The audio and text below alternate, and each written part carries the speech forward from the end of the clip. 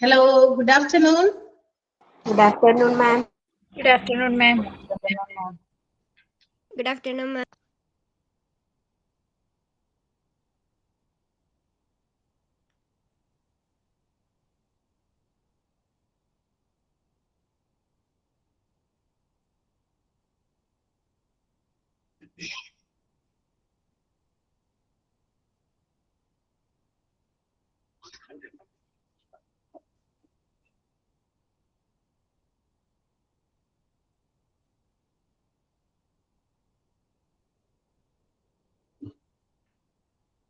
Yes. Yes, good afternoon once again. And how do you do, all of you? How are you? Fine, ma'am. കുറെ നാളായില്ലേ കണ്ടിട്ട്, ഇടയ്ക്കൊന്ന് കാണാമെന്ന് വിചാരിച്ചു. ഇല്ലേ, കണ്ടിട്ട് കുറെ നാളായില്ലേ? നിങ്ങൾക്ക് അങ്ങനെ കാണണമെന്ന് ആഗ്രഹമൊന്നുമില്ല, പക്ഷെ നമ്മള് എന്താ പറയുക ഇടിച്ചു കയറി വന്നിരിക്കുകയാണ് നിങ്ങളെ കാണാൻ അല്ലെ. ഇടയ്ക്കൊക്കെ പറയണമല്ലോ ടീച്ചേഴ്സിനോട്, ഇൻട്രൊഡക്ഷൻ ക്ലാസ് എടുത്ത മിസ്സിനെ പിന്നെ കണ്ടിട്ടില്ലല്ലോ എന്ന ഇടയ്ക്ക് നിങ്ങൾ ആവശ്യപ്പെടും, നിങ്ങൾ ഡിമാൻഡ് ചെയ്യുമെന്ന് വിചാരിച്ച്. പക്ഷെ നിങ്ങളുടെ അങ്ങനെ ഒരു ഡിമാൻഡ് അവിടെ ആവശ്യപ്പെടാത്തത് കൊണ്ട് തള്ളിക്കയറി വന്നിരിക്കുകയാണ്. സോ ഫസ്റ്റ് ഓഫ് ഓൾ അതിന് നിങ്ങൾ ക്ഷമിക്കണം, നിങ്ങളുടെ ക്ലാസ്സുകളെ ഡിസ്റ്റർബ് ചെയ്തതില്. ഓക്കെ, ആൻഡ് നിങ്ങളെയൊക്കെ കാണുന്നത് ആഗ്രഹമൊക്കെ കൊണ്ടാണ് കേട്ടോ വന്നത്. പിന്നെ നിങ്ങളുടെ സുഖവിവരങ്ങളൊക്കെ, അതുപോലെ തന്നെ നമ്മുടെ ക്ലാസ്സസിനെ കുറിച്ചൊക്കെ ചെറിയൊരു ഫീഡ്ബാക്ക് കൂടി അറിയുക എന്നുള്ള ഉദ്ദേശത്തിലാണ് ഇപ്പൊ കയറിയത്. ഒരു ദിവസം അതിന് ശേഷം ഇൻട്രൊഡക്ഷൻ ക്ലാസ് കഴിഞ്ഞപ്പോ ഒരു ദിവസം നമ്മൾ തമ്മിൽ മീറ്റ് ചെയ്തിരുന്നു, റൈറ്റ്? ശരിയല്ലേ? നിങ്ങൾ തന്നെയല്ലേ കണ്ടത്? ആ അതെ, ഞാൻ വിചാരിച്ചു നിങ്ങളെ എല്ലാ വേറെ ക്ലാസ്സിലാണോ ഞാൻ കയറിയത്. ഓക്കെ, അപ്പൊ നമ്മള് അതുപോലെ തന്നെ എപ്പോഴെങ്കിലൊക്കെ ഇടയ്ക്ക് നിങ്ങളെ കാണണ്ടേ എന്ന് വിചാരിച്ച് നിങ്ങൾ വിളിക്കും. ചിലപ്പോ എന്തെങ്കിലുമൊക്കെ നിങ്ങൾക്ക് എന്തെങ്കിലും കാര്യങ്ങൾ ഉണ്ടെങ്കിൽ നിങ്ങൾ അത് അറിയിക്കും ടീച്ചേഴ്സിനോട്, മിസ്സിനൊന്ന് കാണണം അല്ലെങ്കിൽ ഞങ്ങൾക്ക് ഒരു കാര്യം പറയാനുണ്ട് എന്ന് അറിയിക്കും എന്നൊക്കെ വിചാരിച്ചു. അങ്ങനെ വിചാരിച്ച് പിന്നെ നമുക്ക് കുറച്ച് തിരക്കുകളും അതിൻ്റെതായ കാര്യങ്ങളൊക്കെ കുറെ ഉണ്ടായിരുന്നു. നിങ്ങളൊക്കെ കണ്ടിട്ടുണ്ടാവും, അതുപോലെ തന്നെ കേട്ടിട്ടുണ്ടാവും, അറിഞ്ഞിട്ടുണ്ടാകും. നമ്മളിവിടെ ഓരോ ബാച്ചസിന്റെ ഇങ്ങനെ അതിന്റെ കൂടെ തന്നെ ഓരോന്ന് തരുമ്പോ അതിന്റെ ഗ്രാജുവേഷൻ സെറമണി അല്ലെ, കോൺവൊക്കേഷൻ സെറമണീസ് കണ്ടക്ട് ചെയ്യുന്നുണ്ട്. അപ്പൊ അതിന്റെയൊക്കെ തിരക്കിലും, അതുപോലെ തന്നെ എക്സാംസിന് കുറെ കുട്ടികൾക്കൊക്കെ എക്സാംസ് നടന്നുകൊണ്ടിരിക്കുകയാണ് ഓരോ ബാച്ചസിന്. അപ്പൊ അതിന്റെ തിരക്കും എല്ലാം കാരണമാണ്. എന്നാലും കുട്ടികൾ വിളിക്കുകയാണെങ്കിൽ നമ്മൾ വരുമായിരുന്നു, പക്ഷെ നിങ്ങൾ വിളിച്ചില്ല, പക്ഷെ ഞാൻ വന്നു.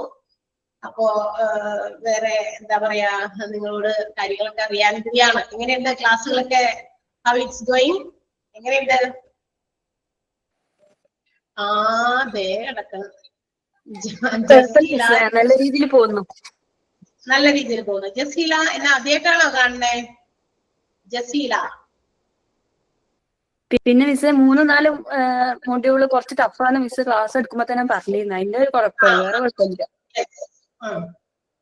എന്റെ പേര് ഇവിടെ ആരോ ചോദിച്ചു, അതുകൊണ്ട് ഞാനൊന്ന് പറഞ്ഞേക്കട്ടെ. നിഷ എന്നാണ് എന്റെ പേര്. That means Jaseela introduction class ഒക്കെ കണ്ടിരുന്നോ? അല്ലെങ്കിൽ ലൈവ് സെഷൻ ക്ലാസ്സുകൾ കയറിയോ, അല്ലെങ്കിൽ അത് പിന്നീട് റെക്കോർഡഡ് അതിന്റെ ക്ലാസ് കണ്ടോ എന്നതിൽ എനിക്ക് ഡൗട്ട് ഉണ്ടല്ലോ. അല്ലെങ്കിൽ അതൊക്കെ നമ്മൾ കണ്ടിട്ടില്ല?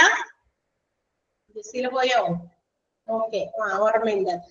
ജസീല എന്റെ പേര് ചോദിച്ചു, അതുകൊണ്ട് ഞാൻ പറഞ്ഞതാണ് കേട്ടോ. അപ്പൊ എന്തെങ്കിലും ആർക്കെങ്കിലും സംശയം ഉണ്ടെങ്കിൽ ഒന്നുകൂടി പറഞ്ഞേക്കാൻ. എന്റെ പേര് നിഷ എന്നാണ്. ഇൻട്രൊഡക്ഷൻ ക്ലാസ്സിൽ നമ്മൾ കണ്ടു. പിന്നെ അതുപോലെ തന്നെ ഇടയ്ക്ക് ഞാൻ ഒരു ദിവസം ഇതുപോലെ നിങ്ങളെ വിസിറ്റ് ചെയ്തിരുന്നു. നിങ്ങളുടെ ക്ലാസ്സുകളൊക്കെ എങ്ങനെയുണ്ട്, ടീച്ചേഴ്സ് ഒക്കെ എങ്ങനെ ക്ലാസ്സുകൾ, ടീച്ചേഴ്സ് നമ്മൾ ഇടയ്ക്കിടയ്ക്ക് ചോദിക്കും കുട്ടികൾ എങ്ങനെയുണ്ട്, എങ്ങനെയാണ് അവരുടെ റെസ്പോൺസിങ് രീതി, എങ്ങനെയാണ് അവര് എങ്ങനെ ക്യാച്ച് ചെയ്യുന്നു ഓരോ രീതി, അതൊക്കെ നമ്മൾ അവരോട് ഷെയർ ചെയ്ത് ചോദിക്കുന്നതാണ്. പിന്നെ അവരും ഇതുപോലെ തന്നെ നമ്മളോട് വന്നിട്ട് നിങ്ങളുടെ കാര്യങ്ങളൊക്കെ പറയുകയും ചെയ്യും. പക്ഷെ നേരിട്ട് നമ്മളൊരു എന്താ പറയാ ഒരു കമ്മ്യൂണിക്കേഷൻ ആവശ്യമുണ്ട് എന്ന് തോന്നുമ്പോഴാണ് ഇടയ്ക്ക് ഇതുപോലെ കയറി വരിക. അപ്പൊ ക്ലാസ്സസ് ഒക്കെ നന്നായി പോകുന്നു എന്ന് കേട്ടതിൽ വളരെ സന്തോഷമുണ്ട്. അപ്പൊ ടീച്ചേഴ്സ് ഒക്കെ എല്ലാവരും അവരവരുടെ ക്വാളിഫിക്കേഷൻ രീതി അനുസരിച്ച് അവരെല്ലാവരും അവരുടേതായ ക്വാളിഫിക്കേഷനോട് കൂടി തന്നെ, അല്ലെങ്കിൽ അതുപോലെ തന്നെ എക്സ്പീരിയൻസും ഒക്കെ ഉള്ള ആളുകൾ തന്നെയാണ് ക്ലാസ്സസ് എടുക്കുന്നത്. നിങ്ങൾക്ക് ക്ലാസ്സസ് അത് ഒക്കെ നോക്കിയിട്ടാണ് ഇവിടെ ടീച്ചേഴ്സിനെ എന്താ പറയാ അപ്പോയിന്റ് ചെയ്യുന്നതും. അപ്പൊ അത് അനുസരിച്ച് മാത്രമല്ല, ഇതിപ്പോ നിങ്ങൾ എത്രാമത്തെ batch? 11th batch. Previous batches ഒക്കെ കണ്ടക്ട് ചെയ്ത് ക്ലാസ്സസ് ഹാൻഡിൽ ചെയ്ത് വളരെയധികം എക്സ്പീരിയൻസ് ഉള്ള ടീച്ചേഴ്സ് തന്നെയാണ് നിങ്ങൾക്ക് ക്ലാസ്സസ് എടുക്കുന്നത്.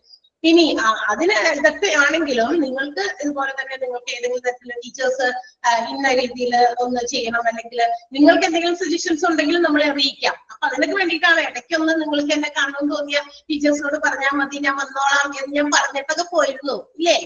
പറഞ്ഞിട്ട് പോയിരുന്നില്ലേ? ഞാൻ നുണ പറയുന്നതാണ് വന്നിരുന്നത്. ആലോചിച്ച് നോക്കിയേ, എപ്പോഴെങ്കിലും അങ്ങനെ ഒരു സെന്റൻസ് ഞാൻ പറഞ്ഞതായിട്ട് ഓർമ്മയുണ്ടോ? യെസ്, ഞാൻ പറഞ്ഞിട്ടാ പോയത്. എല്ലാ ക്ലാസ്സിലും ഇൻട്രൊഡക്ഷൻ ക്ലാസ് കൊടുക്കുമ്പോഴൊക്കെ ഞാൻ പറയാറുണ്ട്, ഇടയ്ക്ക് നിങ്ങൾക്ക് ഇതുപോലെ എന്തെങ്കിലും ഡൗട്ട്സ് എനി തിങ്സ്, അതായത് നിങ്ങളുടെ ടീച്ചേഴ്സ് എടുക്കുന്ന ടോപ്പിക്കിനകത്തുള്ള ഡൗട്ട് അല്ല, അതല്ലാതെ ടീച്ചേഴ്സ് അവരവരുടെ നിങ്ങൾക്ക് ടോപ്പിക്കിൽ എന്തെങ്കിലും സംശയം ഉണ്ടെങ്കിൽ അവർ അന്നേരം തന്നെ ചോദിക്കാൻ ക്ലിയർ ചെയ്ത് പോകും. അതല്ലാതെ അതിനെ അപ്പുറമായിട്ടുള്ള ഏതെങ്കിലും തരത്തിലുള്ള ഡൗട്ട്സ് ഉണ്ട്, അല്ലെങ്കിൽ ഇടയ്ക്ക് എന്തെങ്കിലും കാര്യങ്ങളെ കുറിച്ച് നിങ്ങൾക്ക് അറിയണം എന്നുണ്ടെങ്കിൽ നിങ്ങൾ എന്നെ ഒന്ന് വിളിച്ചാൽ മതി, അത് ടീച്ചേഴ്സിനോടൊന്ന് അറിയിച്ചാൽ മതി. അവരെന്നോട് പറയുമ്പോൾ ഞാൻ അതുപോലെ എന്ത് ചെയ്യും, ക്ലാസ്സിൽ കയറിയിട്ട് നിങ്ങളുടെ അങ്ങനെയുള്ള കാര്യങ്ങൾക്ക് അവർ ക്ലാരിഫിക്കേഷൻ തരാനായിട്ട് ശ്രമിക്കുന്നതാണ്. ഓക്കെ, അപ്പൊ എന്നെ കൊണ്ട് ആകുന്ന രീതിയിൽ, ദാറ്റ് മീൻസ് വട്ടവർ മൈ നോളജ്, എനിക്ക് എന്റെ അറിവുള്ള കാര്യങ്ങൾ നിങ്ങൾക്ക് ഷെയർ ചെയ്യുന്നതിന് യാതൊരു ബുദ്ധിമുട്ടില്ല. അപ്പൊ നിങ്ങളുടെ ക്ലാസ്സുകളെ കുറിച്ചിട്ടും ക്ലാസ്സുകൾ എങ്ങനെ പോകുന്നതിനെ കുറിച്ചിട്ടും ഒക്കെ അറിയാൻ വേണ്ടിയിട്ടാണ് ഞാനിപ്പോ ഇന്ന് വന്നത്. പിന്നെ ആദ്യം നേരത്തെ ആൾ പറഞ്ഞതുപോലെ തന്നെ third and fourth module compare to the previous modules is somewhat difficult, കുറച്ച് ടഫാണ്. മറ്റ് 1-2 മൊഡ്യൂൾസ് നമ്മൾ പഠിച്ച അത്രയും ഈസിനെസ്സിൽ നമുക്ക് തേർഡ് ആൻഡ് ഫോർത്ത് മൊഡ്യൂൾ കേട്ടിരിക്കാൻ പറ്റില്ല. ബിക്കോസ് അതിനകത്ത് ഒരുപാട് ഇൻഫോർമേറ്റീവ് ആയിട്ടുള്ള കാര്യങ്ങൾ എന്ന് വെച്ചാൽ ഒരു ഹോസ്പിറ്റലിന്റെ ഡിഫറെന്റ് ഡിപ്പാർട്ട്മെന്റ്സ്, അതിനകത്തും അത് മാത്രമല്ല ഹോസ്പിറ്റൽസിന്റെ OPD, അതായത് മെഡിക്കൽ ഡിപ്പാർട്ട്മെന്റിൽ വരുന്ന കാര്യങ്ങൾ, അത്തരം ഡിപ്പാർട്ട്മെന്റുകളുടെ എക്സ്പ്ലനേഷൻസ്, അവിടെ എന്തൊക്കെ നടക്കുന്നു, ഏതൊക്കെ രോഗങ്ങൾക്കുള്ള കാര്യങ്ങളാണ് അവിടെ ഡീൽ ചെയ്യുന്നത് എന്നുള്ള കാര്യങ്ങളാണ്. അത് കുറച്ചും കൂടി നമുക്ക് പ്രാക്ടിക്കൽ ആയിട്ടുള്ള കാര്യങ്ങൾ പറഞ്ഞു തന്ന് അത് നിങ്ങൾക്ക് എന്താ പറയാ, നിങ്ങൾക്ക് മനസ്സിലാക്കി തരാൻ ടീച്ചേഴ്സിനെ കൊണ്ട് പറ്റും.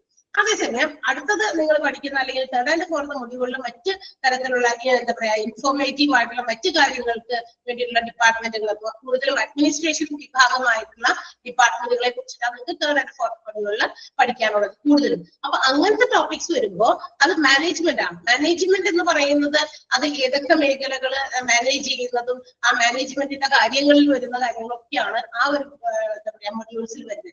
അപ്പൊ അത്ര ഈസി അല്ല എന്നാണ് നമ്മൾ പറഞ്ഞു വരുന്നത്. എന്ന് മാത്രമല്ല, ഇനി അത് പഠിപ്പിക്കുന്ന സമയത്ത് 1, 2, 3 പ്രാവശ്യം ടീച്ചേഴ്സ് അതിനെ കുറിച്ച് എക്സ്പ്ലെയിൻ ചെയ്യും. ആൻഡ് ഫർദർ ഇനിയും നിങ്ങൾക്ക് ഡൗട്ട്സ് ഉണ്ടെങ്കിൽ they are ready to clear your doubts.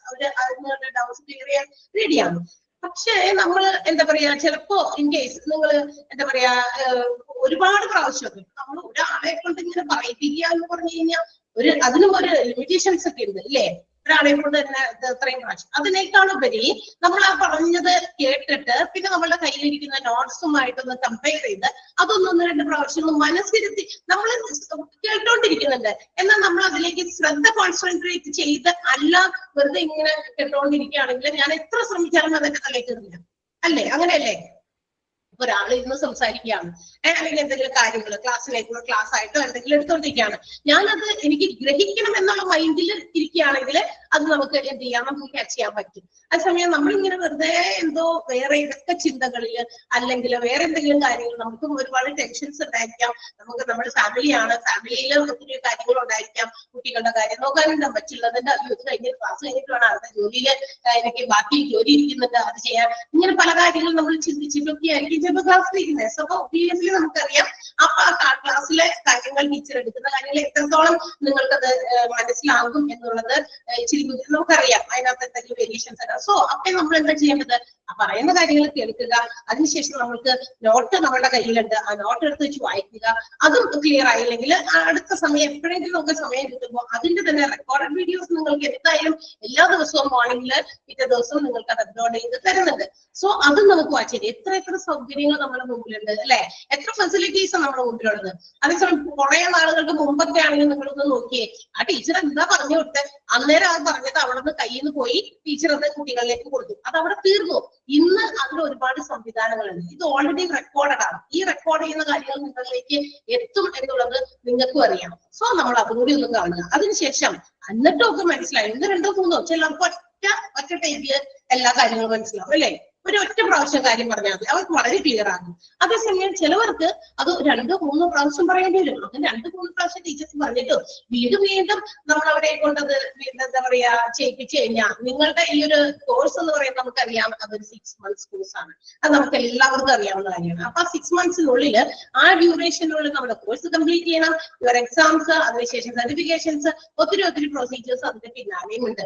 So അതിന്റെ ബാക്കിൽ ഇപ്പൊ നിങ്ങളുടെ ഒപ്പം തന്നെ നിങ്ങളുടെ ഒരു വീക്ക് ഒക്കെ പിന്നിലുള്ള അടുത്ത ബാച്ചസുകാരും അതനുസരിച്ചിട്ടാണ് അവിടെ എങ്ങനെയെങ്കിലും നമ്മളിങ്ങനെ സെറ്റ് ചെയ്ത് പോകണം അല്ലെ. അപ്പൊ അവിടെ അങ്ങനത്തെ കുറെ കാര്യങ്ങളൊക്കെ വരും. അപ്പൊ അതിനൊക്കെ എന്താ പറയാ എല്ലാം നമ്മൾ കൺസിഡർ ചെയ്തിട്ടാണ് നമ്മുടെ ക്ലാസ്സസ് ഇവിടെ കൊടുക്കുന്നത്. അപ്പൊ there are some limitations. നിങ്ങൾ അങ്ങനെ ആലോചിക്കാം, നമുക്ക് ഓരോരുത്തർക്കും എന്ത് കാര്യം ചെയ്യുമ്പോഴും പ്രവർത്തിക്കുമ്പോഴും ചില കാര്യങ്ങൾക്ക് ചില ലിമിറ്റേഷൻസ് ഉണ്ട്. അത് എല്ലാവർക്കും ഉണ്ട്. നിങ്ങൾ ഒരു ടീച്ചറിന്റെ സ്ഥാനത്ത് നിന്ന് നമ്മളൊന്ന് ആലോചിക്കണം അല്ലെ. അവർക്ക് അവരുടേതായ പരിമിതികളുണ്ട്. ആ ഒരു ക്ലാസ് ടീച്ചർ ഇത്ര പേജസ് എടുത്തു തീർക്കണം എന്നുള്ള ഉദ്ദേശത്തോടെ ആ ഒരു ലക്ഷ്യത്തോടെ ആയിരിക്കും ചിലപ്പോൾ ക്ലാസ്സിൽ കയറുക. അപ്പൊ ടീച്ചർ ഈ പറയുന്ന കൺഫ്യൂഷൻസ് അല്ലെങ്കിൽ ഡൗട്ട്സ് പിള്ളേർ ചോദിക്കും എന്നും കൂടി അവര് ഫോഴ്സ് ചെയ്യും. അതായത് മുൻകൂട്ടി പ്രെഡിക്റ്റ് ചെയ്തിട്ടായിരിക്കും ക്ലാസ് എടുക്കാനായിട്ട് വരുന്നത്. സോ ദാറ്റ് നമ്മളും കൂടി ഒന്ന് കോപ്പറേറ്റ് ചെയ്യണം അല്ലെ. അതല്ലേ അതിന്റെ ഒരു ശരി. അപ്പൊ ആ രീതിയിലൂടെ നമ്മളൊന്ന് കോപ്പറേറ്റ് ചെയ്യണം. നിങ്ങൾ സംശയം ഉണ്ടെങ്കിൽ അത് 1-2 പ്രാവശ്യമൊക്കെ ചോദിച്ചു, ടീച്ചർ ക്ലിയർ ചെയ്തു, വീണ്ടും റിപ്പീറ്റ് ചെയ്ത് പറയുന്നു, വീണ്ടും നമ്മൾ അതെവിടെയാ പഠിപ്പിക്കുന്നത്, ഏത് ക്ലാസ് ആണ്, എത്രാമത്തെ ക്ലാസ് ആണ്, ഏത് ചാപ്റ്റർ ആണ്, ഇത് പേജ് നമ്പർ ആണ്, ഇങ്ങനെ കുഞ്ഞ് അത്ര ചെറിയ കുട്ടികളൊന്നും അല്ല. നമുക്ക് നമ്മളുടേതായ കുറെ കാര്യങ്ങൾ സ്വന്തമായിട്ട് ചെയ്യാനും അറിയുന്നവരാണ് തീർച്ചയായിട്ടും. അപ്പൊ അതിന് ബദലായിട്ട് ഇനി എന്താ ചെയ്യാൻ പറ്റുക, എനിക്ക് അപ്പൊ ക്ലിയർ ആയില്ല. I think you have some groups. നിങ്ങൾ തന്നെ ക്രിയേറ്റ് ചെയ്തിരിക്കുന്ന ചില ഗ്രൂപ്പുകളുണ്ട് ഇല്ലേ? ആണോ? ഇല്ലെന്നാണോ? ഇനി അങ്ങനെ ഗ്രൂപ്പ് ഒന്നുമില്ല ഞങ്ങൾക്ക്, ഞങ്ങൾ ഒറ്റയ്ക്കാണോ? അല്ല, തീർച്ചയായിട്ടും നിങ്ങൾ ഗ്രൂപ്പ് ഫോം ചെയ്തിട്ടുണ്ടാകും. You might have making some discussions in that group. നമ്മുടെ ക്ലാസ്സുകളെ സംബന്ധിക്കുന്നതാകാം, ക്ലാസ്സിന്റെ നോട്ട്സിനെ സംബന്ധിക്കുന്നതാകാം, അങ്ങനെ പല ഡിസ്കഷൻസും നിങ്ങൾ ക്ലാസ്സുകളിലും എടുക്കുന്നതായിരിക്കും അല്ല, ഡിസ്കസ് ചെയ്യുന്നതായിരിക്കും. അങ്ങനെയുള്ള ഡിസ്കഷന്റെ സമയത്ത് അതൊരു നല്ല രീതിയിലുള്ള ഡിസ്കഷൻ ആക്കി മാറ്റാലോ. പിന്നെ ടീച്ചർ പറഞ്ഞത് എനിക്കത് മനസ്സിലായി, നിങ്ങൾ നിങ്ങളുടെ ഒരു ഓൺ വേർഡ്സ് ഒന്ന് പറയും എന്ന് ആരോടെങ്കിലും പറഞ്ഞാൽ ചിലപ്പോ അതിന് റെഡി ആയിട്ടുള്ള ആൾക്കാരുണ്ടാകും. നമ്മളൊരാൾക്ക് അറിവ് പകർന്നു കൊടുക്കുമ്പോൾ അതെന്ത് ചെയ്യും? നമ്മുടെ നോളജ്, നമ്മുടെ ഇന്റലിജൻസ്, നമ്മുടെ ആ ഒരു എന്താ പറയാ ഒരു കപ്പാസിറ്റി, അങ്ങനെ കുറെ പൊട്ടൻഷ്യൽസ് പുറത്തേക്ക് വരും. അത് മാത്രമല്ല നമുക്ക് അത് കുറച്ചുകൂടി കൂടുതൽ വ്യത്യസ്തമാവുകയും ചെയ്യും. അതല്ലേ അതിന്റെ ശരി അല്ലെ? എനിക്കറിയാവുന്ന കാര്യം ഞാൻ ഒരാൾക്കും കൂടി ഷെയർ ചെയ്ത് കൊടുക്കുമ്പോ ഞാൻ ആർക്കും പറഞ്ഞു കൊടുക്കില്ല, എനിക്ക് മനസ്സിലാക്കി ഞാൻ തന്നെ ഇരിക്കട്ടെ, അവരത് മനസ്സിലാക്കിയിട്ടിപ്പോ എനിക്ക് വലിയ ഗുണമൊന്നുമില്ല. അങ്ങനെയല്ലല്ലോ. നമ്മളങ്ങനെ ഷെയറിംഗ് മെന്റാലിറ്റി പല കാര്യങ്ങളും ഷെയർ ചെയ്യും, ചില കാര്യങ്ങൾ ഒതുക്കി വെക്കും. അങ്ങനെ ചെയ്തിട്ട് കാര്യമില്ല, നമ്മളങ്ങനെ ഓപ്പൺ ആക്കും. അപ്പൊ ഒരുപാട് അറിയുന്ന അല്ലെങ്കിൽ അത് മനസ്സിലാക്കിയിരിക്കുന്ന കുട്ടികൾ അവിടെ ഉണ്ടായിരിക്കും. അപ്പൊ അവരൊന്ന് വോയിസ് മെസ്സേജസിലൂടെയോ നമുക്കൊന്ന് ക്ലിയർ ചെയ്ത് തരും. ഇല്ല, അങ്ങനെ ചെയ്യാൻ തയ്യാറില്ലാത്തവരാണോ ഈ ഗ്രൂപ്പിലുള്ളവര്?